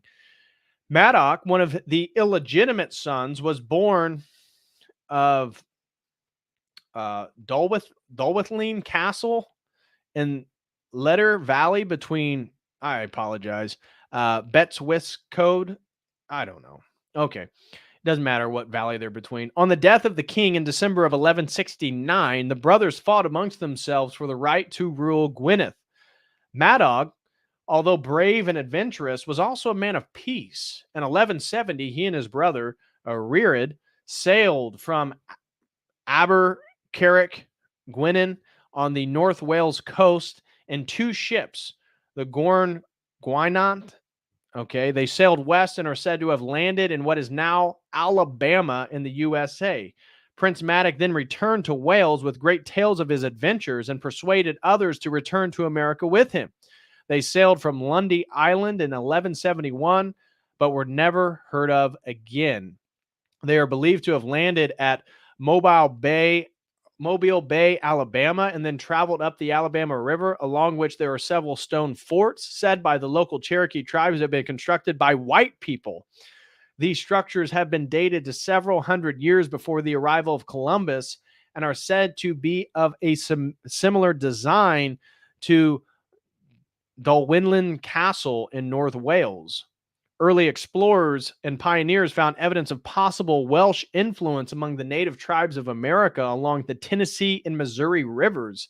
In the 18th century, one local tribe was discovered that seemed different to all others that had been encountered before, called the Mandans. This tribe were descended as white men with forts, towns, and permanent villages laid out in streets and squares. They claimed ancestry with the Welsh and spoke a language remarkably similar to it.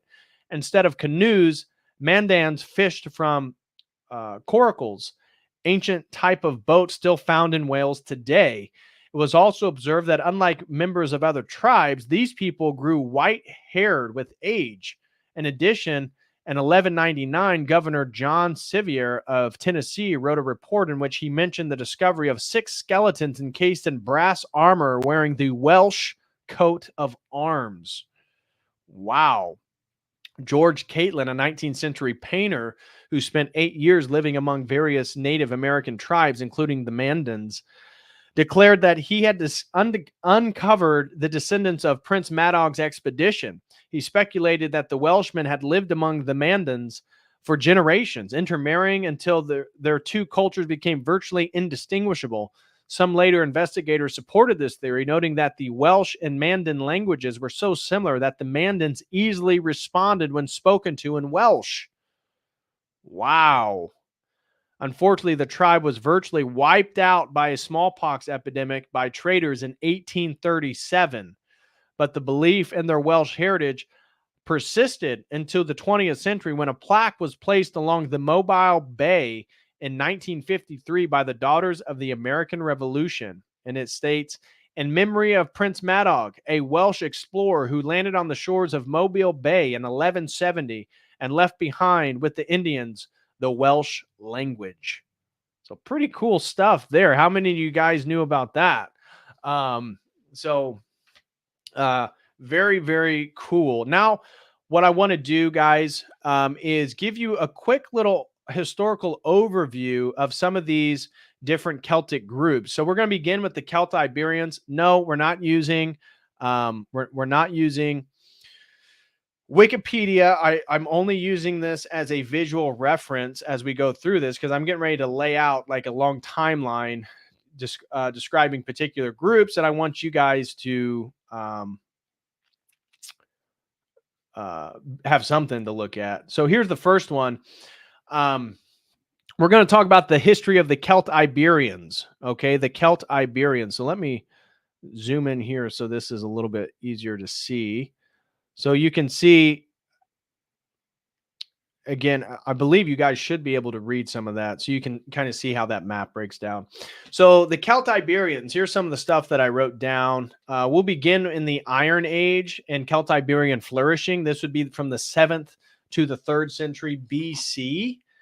And so the Iron Age heralded a period of significant development for the Celtiberian societies marked by advancements in metallurgy, agriculture, and military technology. The Celtiberians inhabited fortified settlements known as Beta and engaged in both agricultural and cattle raising.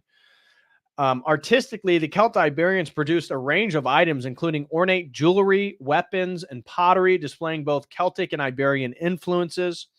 In regards to the Celtic-Iberian conflicts with Rome, beginning in the 3rd to the 1st century BC, the Celtiberian history is notably marked by their fierce resistance against Roman expansion into the Iberian Peninsula. Beginning in the 3rd century BC, the Celtiberians engaged in several significant conflicts with Romans, including the participation in the Second Punic War, alongside the Carthaginians against Rome.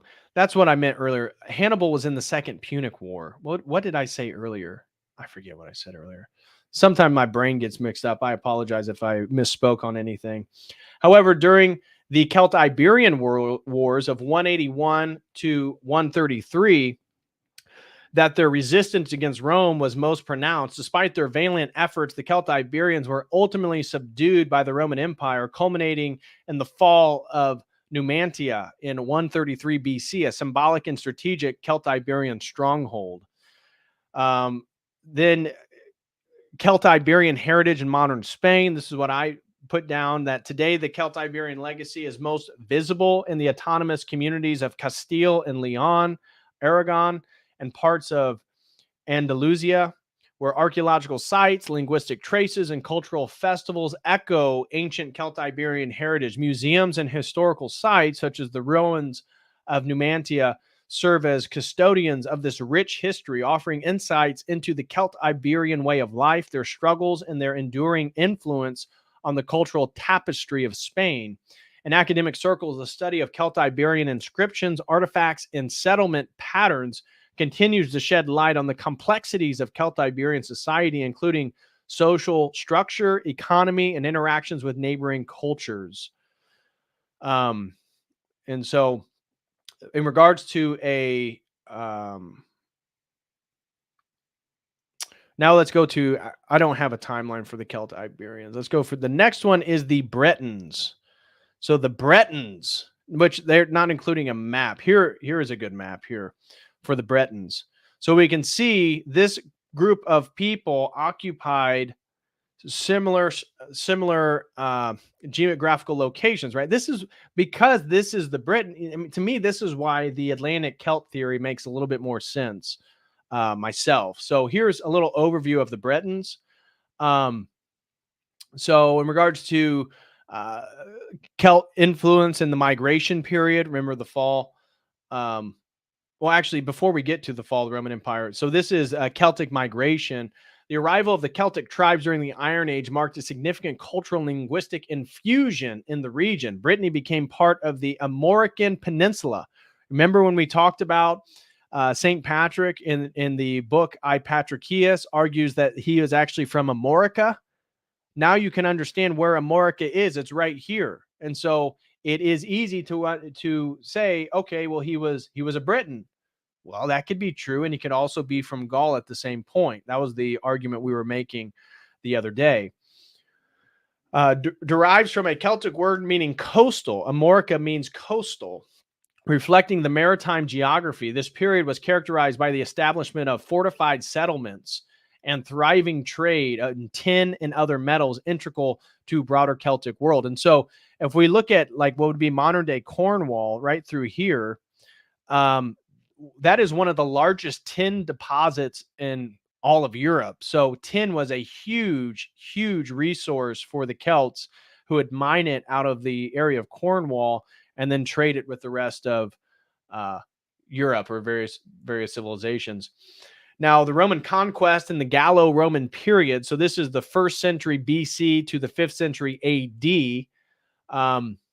With the Roman conquest of Gaul in the 1st century, Amorica was incorporated into the Roman Empire. This era, known as the Gallo-Roman period, saw the introduction of Roman administration, architecture, and culture. However, the region maintained a degree of autonomy, with local elites adopting Roman ways while preserving indigenous traditions. Now, the migration period of the Britons from 5th to 6th century, a pivotal moment in the history of Brittany was the migration of Britons from the British Isles to Amorica in the 5th and 6th centuries. Fleeing the Anglo-Saxon invasion, these migrants brought with them their language, customs, and Christian faith, significantly shaping the region's cultural and demographic landscape. The name Brittany reflects this influx of Britons, and the region emerged as a distinct entity and Briton people, blending Celtic, Roman, and insular traditions. And so then in the Middle Ages and Britain independence, throughout the Middle Ages, Brittany was characterized by its fierce independence, manifested in the establishment of the Duchy of Brittany. The region was a contested area between France and England, especially during the 100 Years' War, but managed to maintain a significant degree of autonomy until its formal union with France in 1532 under the Edict of Union. Despite this, Brittany retained its distinct legal systems, customs, and most importantly, its cultural identity. And then into the modern era. The modern era was marked by the gradual erosion of Breton autonomy and the assimilation policies of the French state, aimed at centralizing administration and diminishing regional languages and cultures. However, in late 19th and 20th century saw a Breton cultural revival that renewed interest in Breton language, folklore, and traditions. This period also witnessed the emergence of Breton political movements advocating for regional autonomy, cultural preservation, and the recognition of Breton language. Now, today in France, it is known as a vibrant culture that celebrates its Celtic heritage through music, dance, festivals, and language. Despite challenges, including the decline of native Breton speakers, efforts at revitalization and cultural promotion continue.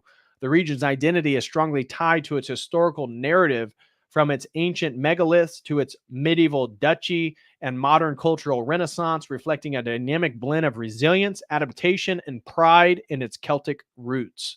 So that is the Breton people. Now, let's get into the Gaelic Celts. So let's get into Ireland next. Okay.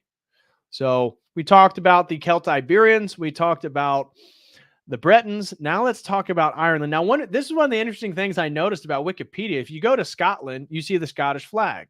If you go to Wales, you see the Welsh flag. When you go to Ireland, they don't even show you the Irish flag. And in fact, the Irish flag is nowhere on this entire Wikipedia page. I thought that was pretty interesting. There's a little one right there, but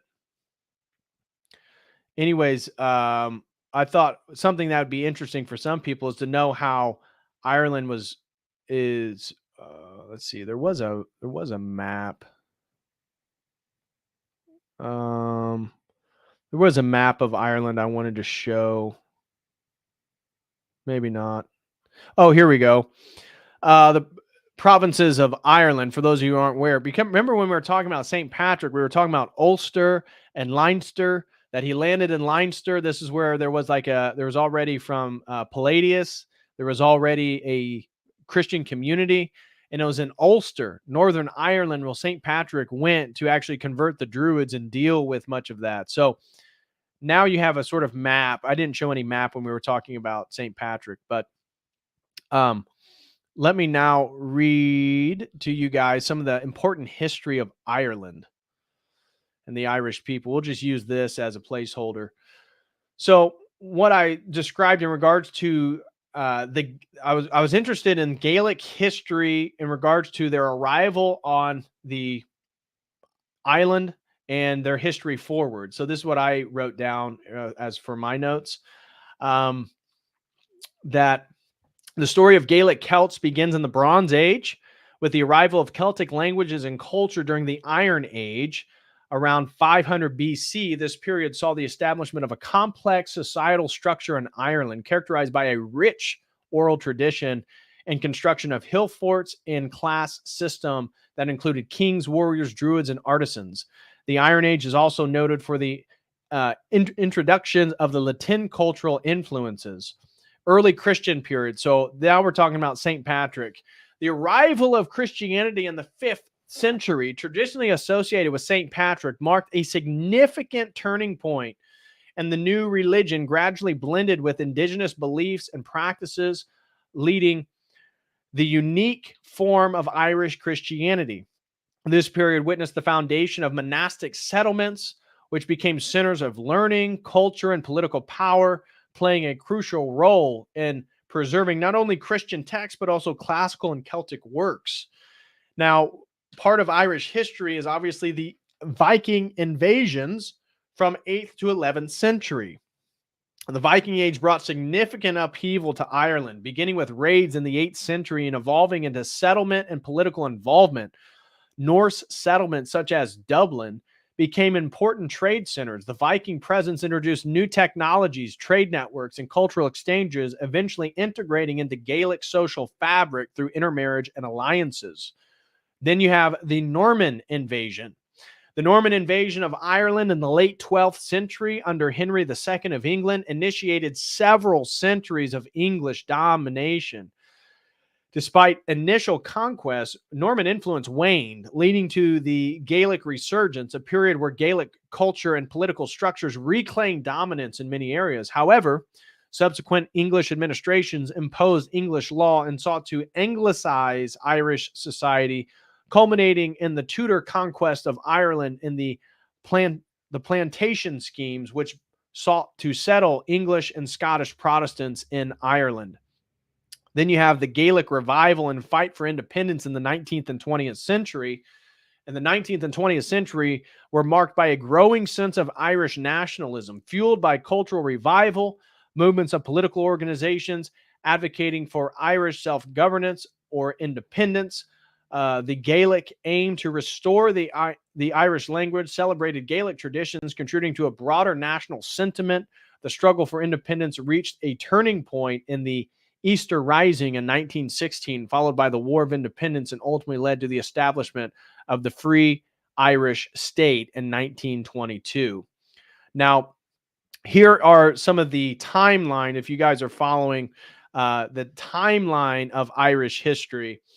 So we have the beginning of the Iron Age, the arrival of the Celts, 500 BC. 500 BC. The first century AD is the establishment of Celtic social structures that rise in power and regional kingships. Christianity is 432 is the general date of St. Patrick of Ireland's arrival in Ireland. St. Patrick, 432 AD. The Viking Age, Viking invasions, 795, 841, the foundation of Dublin by the Vikings, a fortified settlement. In 1014, the Battle of Clontarf. So there's three big battles I want everybody to remember. If you're going to know anything about the history of Britain, you need to know about the Battle of Clontarf, the Battle of Hastings, and the Battle of Bannockburn. So Scottish independence, Irish independence, and the Norman conquest of the Anglo-Saxons. Those are huge historical pieces that if you're not familiar with, you should have those in your head. The Battle of Bannockburn, Scottish independence, William Wallace, oh my gosh, the freaking King of Scotland during that period, the Bruce, Robert the Bruce. So King Robert the Bruce, he was the one that led them into battle in the Battle of Bannockburn. Scottish independence. Battle of Clontarf is the Irish fighting off the damn Vikings to get off their island. And then you have the Battle of Hastings, which is obviously the French Normans coming and conquering the Anglo-Saxons, creating basically what well, England already existed, but much of English history then that we know, the French influence. Yeah, Robert the Bruce. I had a brain fart there for a second. Yeah, Brian Boru. Oh, yeah. The Battle of Clontarf. I'm going to bring that up here in just a second. So the Battle of Clontarf, where High King Brian Boru defeats the Viking forces but dies in battle for his people. God live the High King Brian Boru. Absolutely. Yeah. Viva Ireland. Viva Ireland. Yeah, absolutely. Absolutely. So Viking Age, remember the big dates there, 795, 841, 1014. Norman invasion and English rule in Ireland. 1169 to 1171, Norman mercenaries land in Ireland, Henry II. 1366, we have the statues of Kilkenny attempt to prevent Norman assimilation into Irish society by enforcing English customs and language. We have the Gaelic resurgence and the Tudor conquest. That's through the 14th and 17th centuries in Ireland. So in 1536 to 1543, we got Henry VIII of England initiates the Tudor conquest of Ireland, attempting to extend control over the island. In 1594 and 1603, the 9 Years' War, the major resistance by Gaelic lords against English rule ends with the fight of the Earls in 1607. Plantation and Civil War, 1641, Irish Catholic uprising against English and Protestant domination. 1649, 1653, we got Cornwall's conquest of Ireland, leading to significant land confiscations and hardships of the Irish Catholic population. And then we have the Great Famine, the Potato Famine of 1845, 1849. The Great Famine caused by potato blight leads to a mass starvation, disease, immigration, and significantly reduces the Irish population. So that's in the 19th century. And then Irish independence movement. So in 1916, we got the Easter Rising, armed insurrectionists against British rule. We got 1919 to 1921, the Irish War of Independence that leads to the Anglo-Irish Treaty and the establishment of a free Irish state in 1922. Viva la Ireland. And then in 1949, the Republic of Ireland is formally declared, leaving the British Commonwealth. So late 20th century. You get it. You don't need to get into that. Now, the next group we want to talk about is the Scottish. Is the Scottish. So we're gonna get into Scotland now. So shout out to any Scottish clans out there. This one's for you guys. So now the history of the Scottish people. Let me find a good map here. Here we go. It says. There we go. 11th century. Perfect. All right. So the history of Scotland. Okay. So we have the Picts. Remember, the Celts arrive in these islands somewhere between 800 and 400. Somewhere during the Iron Age. Let's just put it that. We don't know exactly when the Celts got up here. Remember, the Orkney Islands were these were under Norse control. I believe now they're all under Scottish control. But anyways, so Iron Age Celtic influence began to permeate Scotland, likely through trade. We see elements of the Hallstatt and the Latin culture. We have actual physical artifacts from them. Then we get the Picts, and the Picts come on the scene, whether they're there or not. We know them based on the Roman annals. And so the Picts are first described in 300 AD. And the Picts are one of the most mysterious peoples of ancient Scotland. First mentioned in Rome, there's not a whole lot you can find on them. First mentioned in Roman records, they inhabited the northeastern and central parts of Scotland from the late Iron Age into the early medieval period. The Picts are renowned for their symbol stones, a unique form of monument art, and their resistance against both Roman and subsequent invasions. Despite their prominence, about much of the Picts remains enigmatic.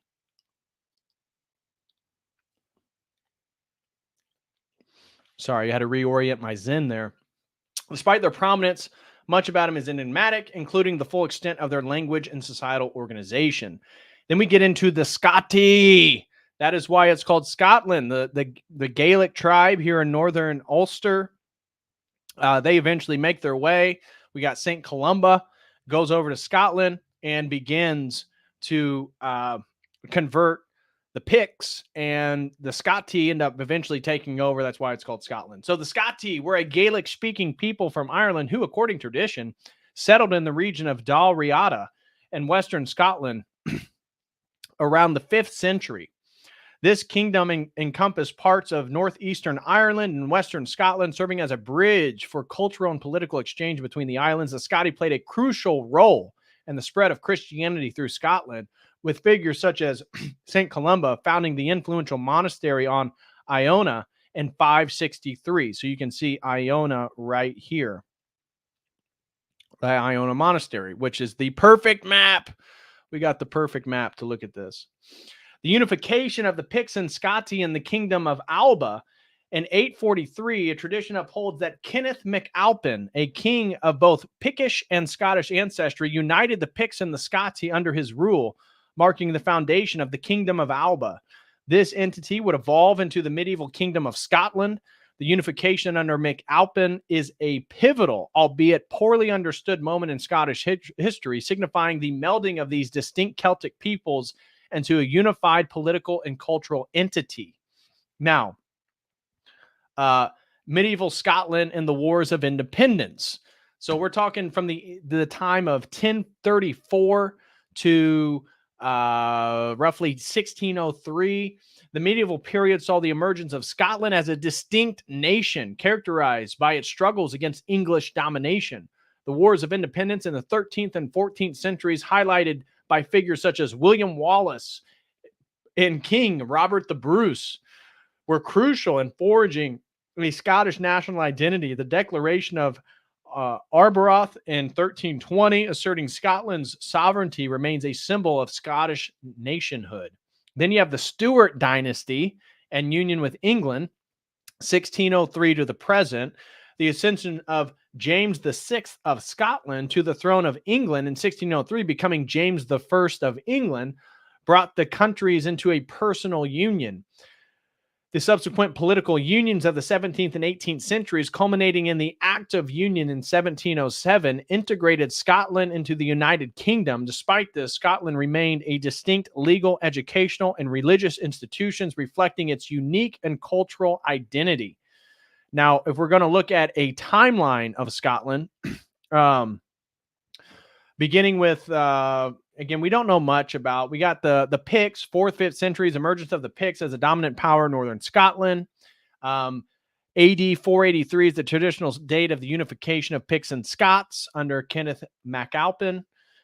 Kingdom of Alba, again, 900s, Viking invasions and settlements in Scotland. In 1018, we have the Battle of Carham, established the River of Tweed as the southern boundary of the Scottish kingdom.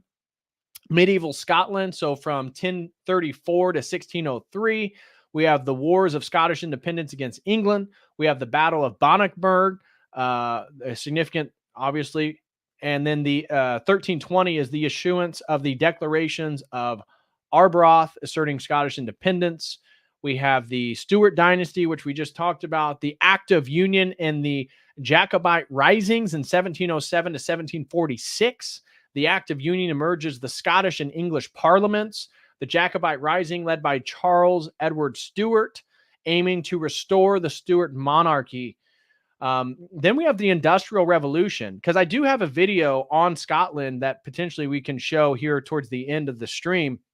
It's really fascinating because Scotland had quite the industrial history once they made, and there's a lot of important Scottish men throughout history. So the Scottish Enlightenment is roughly around the 18th century, contributing significantly to philosophy, science, and economics.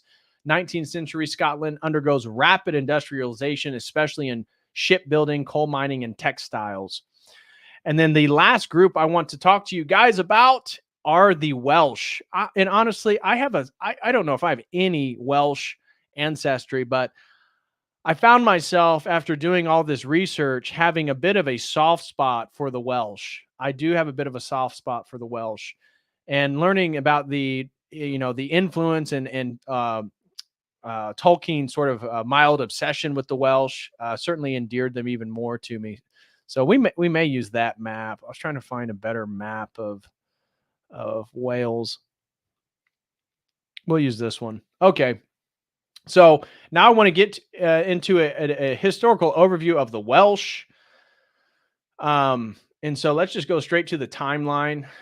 In 800 BC, we have the emergence of a Celtic culture in Wales, characterized by the construction of hill forts. This is 800 BC, hill forts, and the adoption of a Celtic language. Now, this is the P-Celtic language. This is why Welsh and Gaelic are mutually exclusive. And the Roman conquest and occupation. So by AD 48, we have the Roman conquest of Wales begins. AD 75, the establishment of Roman fortress at Caerleon, one of the 3 permanent Roman legionary fortresses in Britain. In 122 to 140 AD, we have the construction of Hadrian's Wall, north of Wales, marking the northern boundary of Roman Britain. Then we have early medieval Wales and Christianization. So from 410 to 1066, 5th and 6th century Wales, we saw the massive spread of Christianity, the establishment of early Welsh kingdoms. In 550, the foundation of the monastery of St. David's by St. David, the patron saint of Wales. Norman incursions in the Marcher Lords from 1066 to 1282. The Norman invasion of Wales began in 1067, and the establishment of the Marcher Lordships. In 1282, the conquest of Wales by Edward I of England.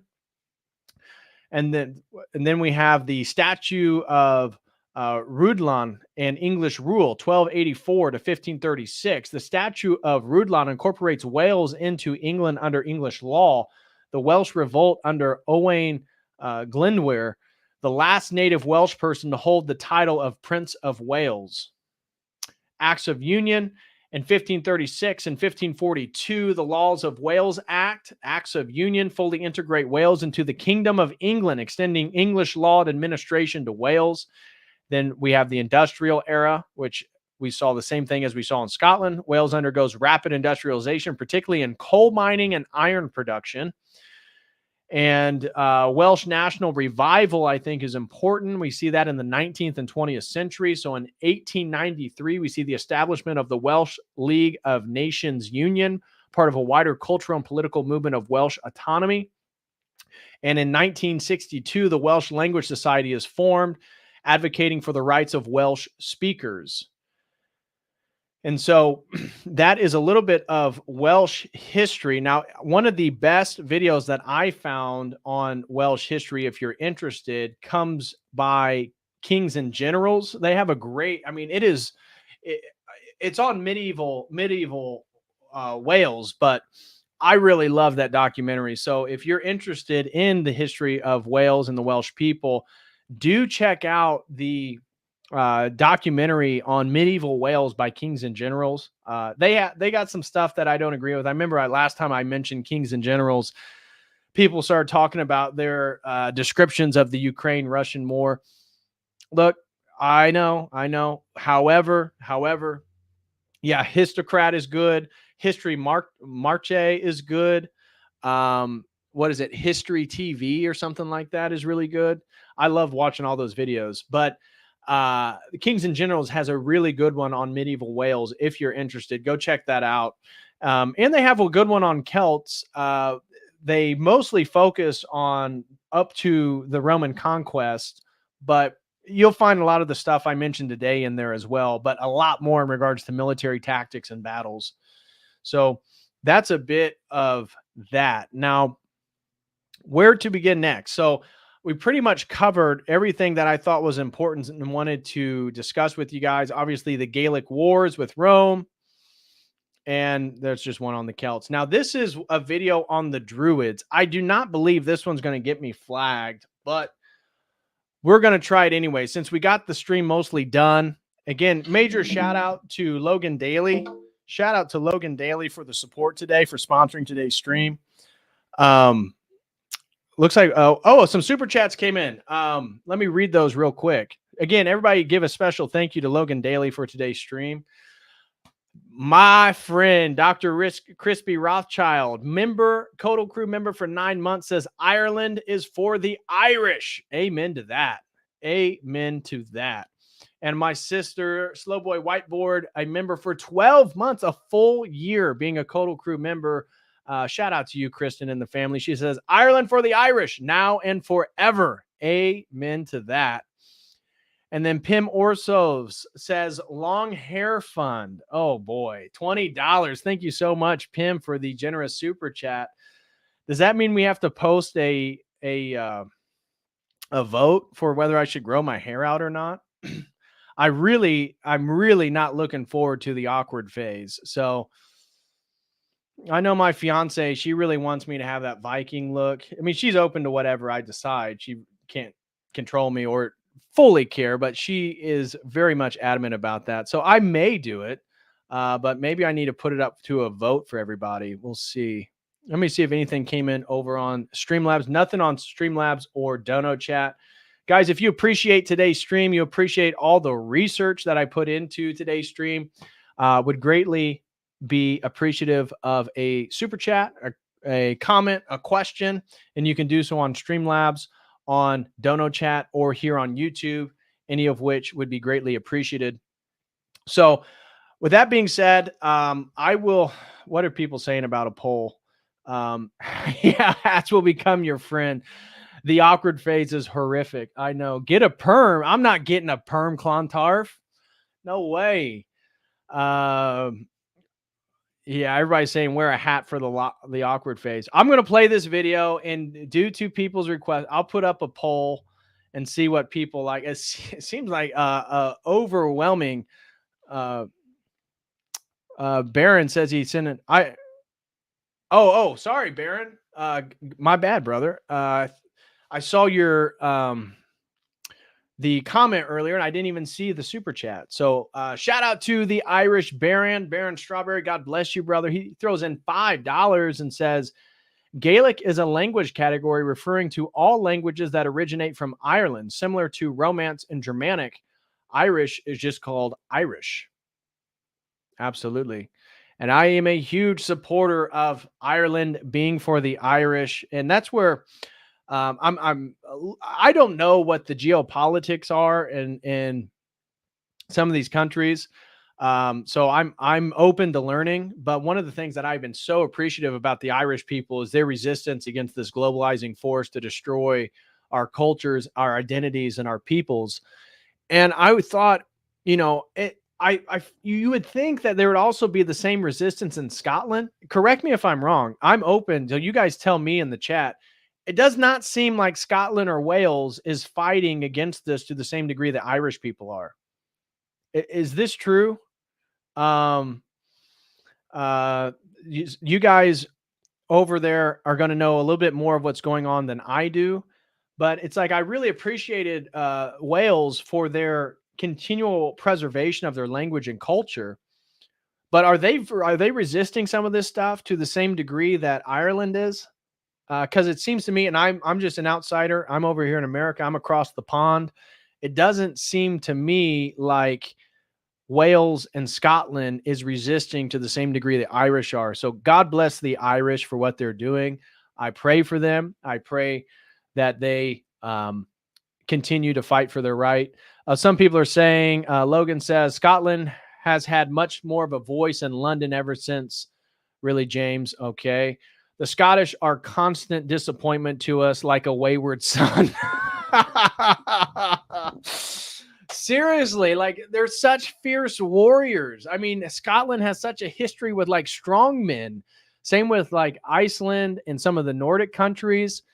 It kind of blows me away that Scotland's not fighting to the same degree that, Ireland is. So I don't know. Ireland is run by the EU. Wales and Scotland are run by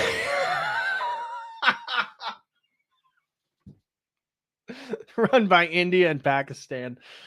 Oh man. Logan says so. Scotland is much more integrated into the UK system, and the fact they were Presbyterian even more so. Yeah, I can definitely agree with that. But that was a hilarious Canuck writer. That was a hilarious comment. Yeah, he says funny but true. It is funny and sad. Yeah, that's what Slowboy says. Sad, really. It is sad. Made me laugh, made me giggle, but it is sad. I really hope that Scotland and Wales and Ireland, and I hope they're able to preserve their identity, their language, their peoples, their history, because it seems to me, I'm just an outsider looking in, but it's only the beginning. It's only the beginning. DPH, there's two now, so you got to say the last names. Logan Straight. I'm sorry, not Logan Daly, our sponsor for today. Logan Straight. And then we had another super chat come in. A shout out to Austin Purcell, throws in $5 and says, I'll throw in for the long hair fund. Oh, great. Oh, by the way, in regards to a long hair fund, I was informed by Andrew Wilson that he and I were invited to go to the Whatever podcast. And so that was something I was going to mention in the announcements, but I totally forgot. And so I do need to raise funds for flight travel and hotel so I can stay with Andrew. We're going to do a debate against two women, and then we're going to do two dating podcasts on the Whatever podcast. So hopefully that will bring some new eyes to my work and support of the channel. But if you're throwing in for the long hair fund, I will accept. I also will accept for the fund to go and travel to Santa Barbara, California for the Whatever podcast. So any of that is accepted. No matter what you're throwing, it's going into one of these funds for sure. So Austin Purcell, thank you so much, brother. And then Pim Orso throws in another $5. He says, what's your price? $300? Do I need... If somebody sends in $300 right now, I may just say, okay, screw it. I will grow my hair out. $300. Wow. $300. At least make it a worthy cause. Should we raise it to 500? I mean, how much can we raise so that I'm going to grow my hair out? I've never had long hair. Never had long hair.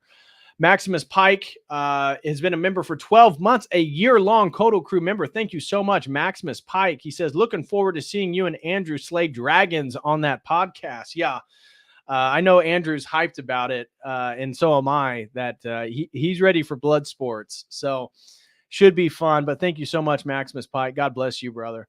Really appreciate the support. Okay, so now, without further ado, let's watch this video talking a little bit about the Druids, and it's going to cover little aspects of what I've already highlighted to you today. So let's watch this, and let me take a bit of a breather from speaking for a second. So let me make this smaller so it'll fit better in the screen. Okay. All right, let's play this video. The Celts were an ethno-linguistic group who, during the classical period, lived mostly in Gaul, modern-day France, and the British Isles. Celtic people still exist today, of course, residing mostly in Wales, Scotland, and Ireland. The Druids were the religious leaders of these Celtic peoples. Now, the Celts were, in the heyday of Druidism, a seemingly illiterate people. At the very least, we have no writings about Druids by Druids or their followers. This raises an obvious problem. All of the historical accounts of Druids come from outside sources, mostly from Greeks and Romans, and later, medieval Irish Christians.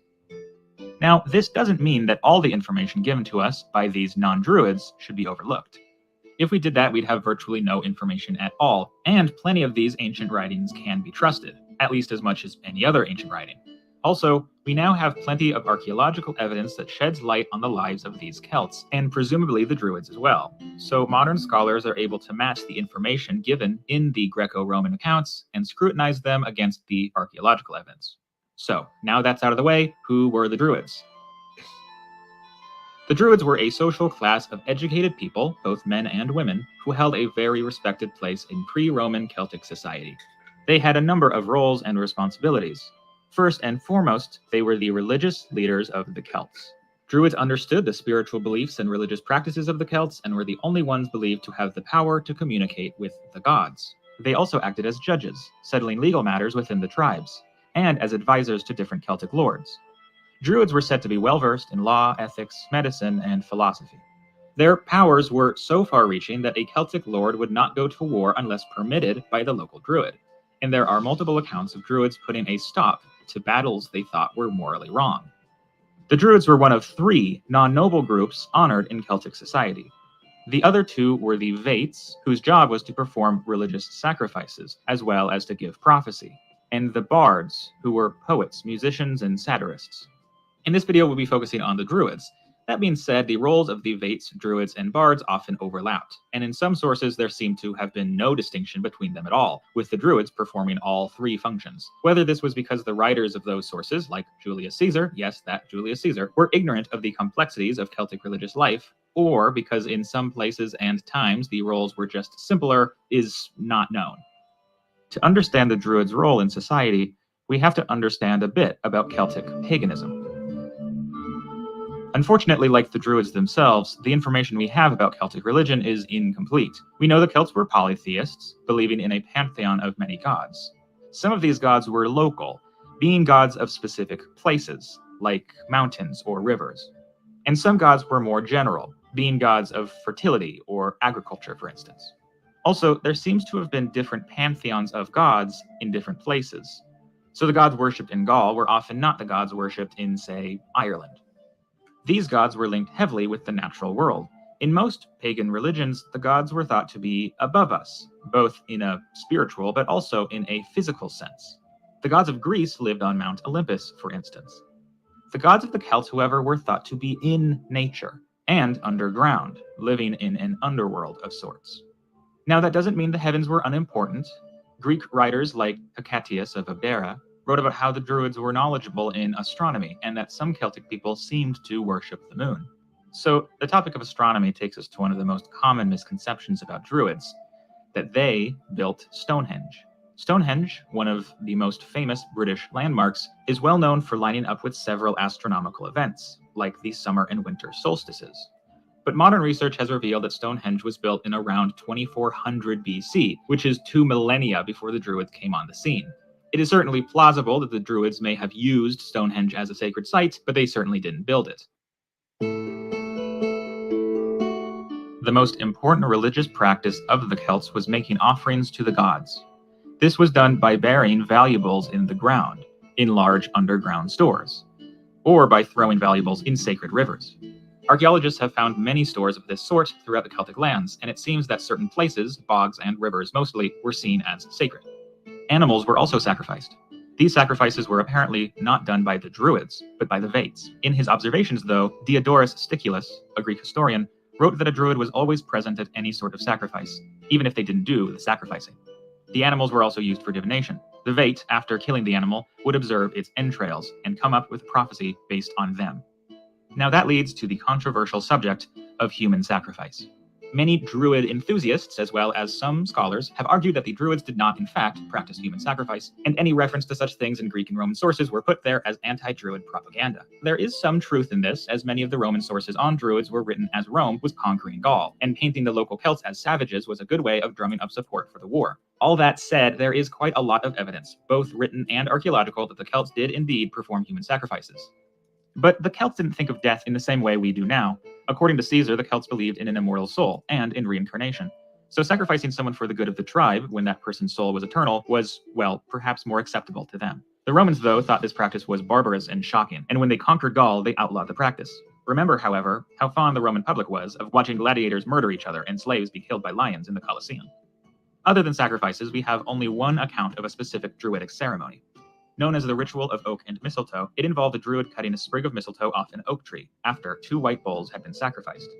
The Druid would then make an elixir from the mistletoe that was supposed to cure any ailment. This ritual is found in Pliny the Elder's Natural History, so we don't know precisely how accurate the account is. Still, it has become an important image of Druidism in the modern world. The end of Druidism came relatively quickly, first with the Roman invasion of Gaul, and later Britain, where the suppression of Druidic beliefs started under Emperor Augustus in 27 AD. The Germanic migration into France and England started in the 5th century, also supplanted many Celtic beliefs. The last stronghold of the Druids was Ireland, but the Druids and their pagan beliefs didn't survive once Christianity got to the island.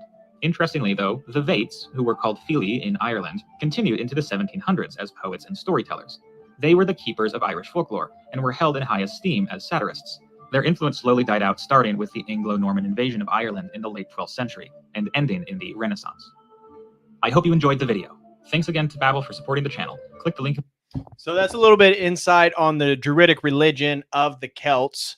And there was a super chat that came in by Austin Purcell, throws another $5. Thank you so much, Austin. He says, I'm way more hyped to throw in for that. He's referring to an appearance on the Whatever podcast with Andrew, which is expected sometime in April. We're still trying to hammer out dates, but it would be a debate against 2 women that he already debated.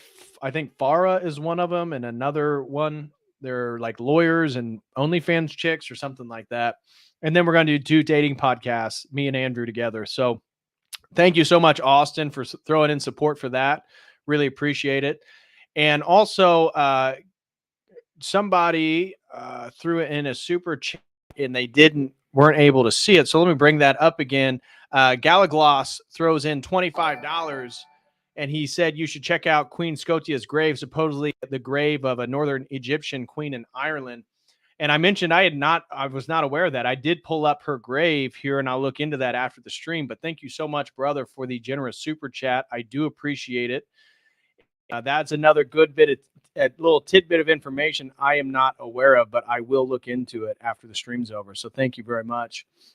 And then Both and throws in a super sticker of $2. Thank you so much, Both and. Really appreciate that, my friend. God bless you and yours. So I just wanted to hit those when somebody sends a super chat. I just want to make sure. Oh, Jasmine Jafar. Yeah, that's one of them. Yeah. Farah and Jasmine Jafar. That I think it's both those. I think it's those 2 chicks we're going to be doing a debate with. So keep your eyes peeled. I'll let you know. Still need to raise up some more funds for the flight travel and the hotel room, but should be a fun 4 or 5 days there in Santa Barbara. So yeah, that's going to be rough. Gorlock. I don't know if Gorlock the Destroyer is going to be on. God bless him. I hope he's getting things together, and good Lord. Yeah, it's going to be wild for me. I don't usually engage with a lot of those types of people. So having Andrew with me, he can hit further below the belt than I think I feel comfortable with. So should be a good 1-2 punch. Um, so anyways, I had one more video that I was going to show you guys, which was a super quick history of Scotland. And let me play this. I thought this was a great overview, and it's a good way to summarize much of our conversation today, because even though it's going to end up focusing on Scotland, it's going to highlight much of what I've already talked about. So, so check this out. By the Iron Age, Celtic cultures had arisen across the British Isles, and Scotland's Celts proved exceptional builders. A prominent tribe of Celts within Scotland were called Caledonians by the Romans, and it is from Roman sources that we discover the first Scottish person whose name is known, Calgacus, a Caledonian chieftain who fought the invading Romans in the year 83. Rome triumphed, but were hard-pressed by the relentless Caledonian attacks, and withdrew their forces. Hadrian's Wall was built in what's now northern England, and marked the northernmost boundary of the Roman Empire. It's a stump of its former self, yet at over 100 kilometers long, it still testifies to how serious a threat the Romans considered the fierce, red-haired fighters to the north to be. But Rome still wanted to conquer it, and Septimius Severus launched a large invasion, but it went horribly, and according to Cassius Dio, over 50,000 Romans died before they again retreated. 2 centuries later, the Romans left Britain altogether. 2 Celtic groups now began to grow in significance, one domestic, one foreign. The former were the Picts, so called because they apparently painted themselves. Pictus means painted in Latin. We call them Picts, but don't know what they called themselves, and they'd probably complain that we could have picked a better name. The Picts were expert metalworkers. Just look at the craftsmanship of this. Yeah, look at that chain. Look at the craftsmanship of that chain. And we're talking about, you know, before St. Patrick. This is potentially, I don't know the date on this particular item, but we're talking about ancient history here. That is some beautiful metallurgy right there. This chain, this brooch, this scabbard, or this Irish invasion. Wait, what? Yes, the Gaels of Ireland, also Celts, sailed over and began settling in the western region known as Argyll. Another name for the Gaels was the Scotti. Sound familiar? The Scottish influence and Gaelic language spread more and more, in no small part due to the energetic missionary work of men like St. Columba, whose preaching propagated the Christian faith. Militarily, there wasn't just conflict between the Picts and Gaels. The Anglo-Saxons had entered Britain after Rome's withdrawal, and they advanced up north with their kingdom of Northumbria. Then the Vikings invaded, taking control of the islands. In the midst of all this, a certain Gaelic king called Kenneth MacAlpin conquered the Picts and established a united Gaelic Pictish kingdom. Not long after the death of King Macbeth, the Normans from France invaded Britain and conquered England. Norman ideas and ideals influenced David I, a builder and reformer who strengthened his realm and modelled his kingdom after that of feudal England. Now, Alexander III's children had an odd habit of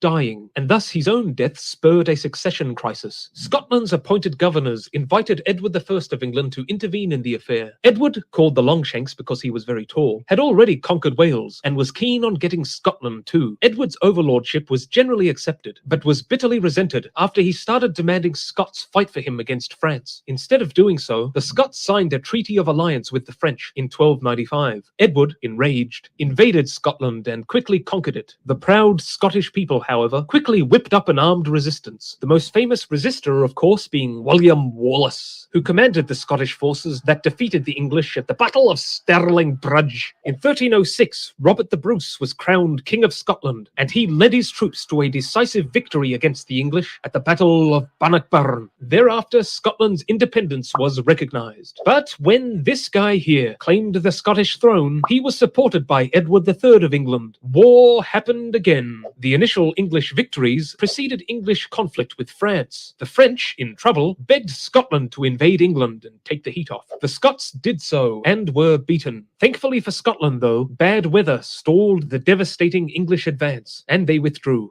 Big changes happened after the House of Stuart ascended the throne. The Treaty of Perpetual Peace was signed to stop the warfare betwixt Scotland and England. It didn't work, but it was a firm step in the correct direction. Scotland invaded England, but was defeated at the Battle of Flodden. England invaded Scotland, but were beaten by a joint Scottish-French force. Meanwhile, Martin Luther's Protestant Reformation was shaking up Europe, as numerous places were shuffling off the authority of the Pope and teachings and traditions of the Roman Catholic Church. Protestant ideas, particularly those of the French theologian John Calvin, spread rapidly in Scotland due to the efforts of men like John Knox. This religious shift precipitated the abdication of the Catholic Mary, Queen of Scots, who fled to England only to be imprisoned by her relative Elizabeth I, who feared her as a rival with claims to the throne, and later had her executed. While Mary may not have taken the throne of England, her son did. Elizabeth died without an heir, and thus in 1603, James VI of Scotland became James I of England. He must have been happy, as he began offering out knighthoods as if they were popcorn. He even knighted 48 people before breakfast, whilst on his way to London for the coronation. When the Catholic James II ascended the throne, a lot of English began freaking out, and Jimmy and his wig were kicked out. Thus began Jacobitism, the movement that sought to restore the House of Stuart to the throne. James was beaten at the Battle of the Boyne and fled to France, but the Jacobite cause was not snuffed out. Then, in the year 1707, the parliaments of England and Scotland finally came to an agreement and sanctioned the union of their countries, thus birthing the United Kingdom. A good example of the slowly improving relations between England and Scotland can be seen in the figures of two writers, Englishman Samuel Johnson and Scotsman James Boswell. Johnson was jokingly not fond of Scotland. He once said to a Scot that the country was vile. The offended Scot replied that God had made it. Certainly, replied Johnson, but God also made hell. Nevertheless, Johnson became great friends with the Scot Boswell, who also became his biographer. The life of Johnson is regarded by many as the finest biography ever written. In 1715, the Jacobites rose again, but were unsuccessful in restoring the House of Stuart to the throne. They tried again in 1719, and one last time in 1745, this one led by Bonnie Prince Charlie, whose army and dreams were crushed at the Battle of Culloden. Meanwhile, the Scottish Enlightenment was producing enormously influential writers and philosophers, and what is even more impressive, Scottish innovators and inventors played a huge role in the British-born Industrial Revolution, which moulded the modern world, altering it forever. Altered also were the Scottish Highlands, which had long been the poorer, more backward segment of the country as a result of the Highland clearances, where tenant families were kicked out of their homes by their landlords to make way for sheep.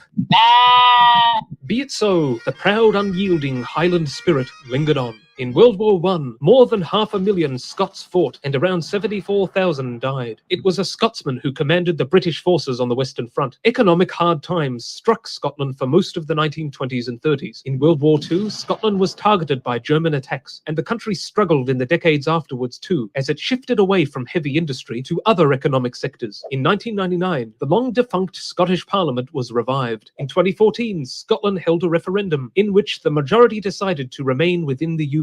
Will there be another? Probably. In 2016, the UK voted to leave the EU, which included Scotland, even though it had voted to remain. Anyway, Scotland today possesses a very high level of human development. The capital, Edinburgh, is one of the world's top financial centres, and the country is understandably a popular tourist destination, steeped as it is in character, culture, kilts and castles, a resilient nation that has withstood immense hardships and, despite all its troubles, has produced an inordinate amount of brilliance in fields such as literature and philosophy, science, sports, music and cinema, and throwing giant wooden poles.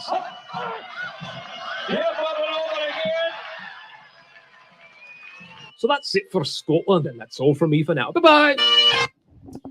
All right. So I thought that was a good little overview of Scotland. Since we did St. Patrick, we did so much on Irish history.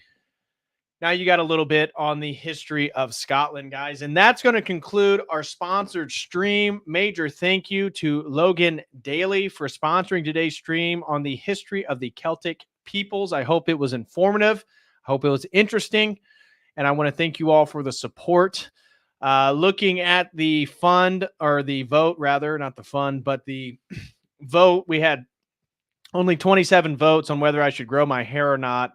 Overwhelmingly yes, but I think I need to do what Pim Orso said and basically have a fund. So if you want me to grow my hair out, maybe you got to pay for it. But anyways, I will take this into consideration nonetheless. So guys, thank you so much. Thank you. Galagloss says, great stream as always. Well, thank you very much, brother. Really appreciate your support. Jack Power said, I don't know, it takes a couple of years and there's a lot of awkward phases, but if you never had long hair, it would be different. Yeah, I know. I've never had long hair, never grew my hair beyond my ears, and it does take a very long time. So I don't know. We'll see. But anyways, I am going to be hopping off. Again, a special thank you to all the support today. Austin Purcell, both Ann, Maximus Pike, Pim Orsov, Slowboy Whiteboard, Dr. Crispy Rothschild, the Baron Strawberry, King Attila, Marcus Antonio, Logan Daly, JCIL, and over on the Dono chat, let me just double check. Major thank you to Teacup for the coffee and Storm the Cat.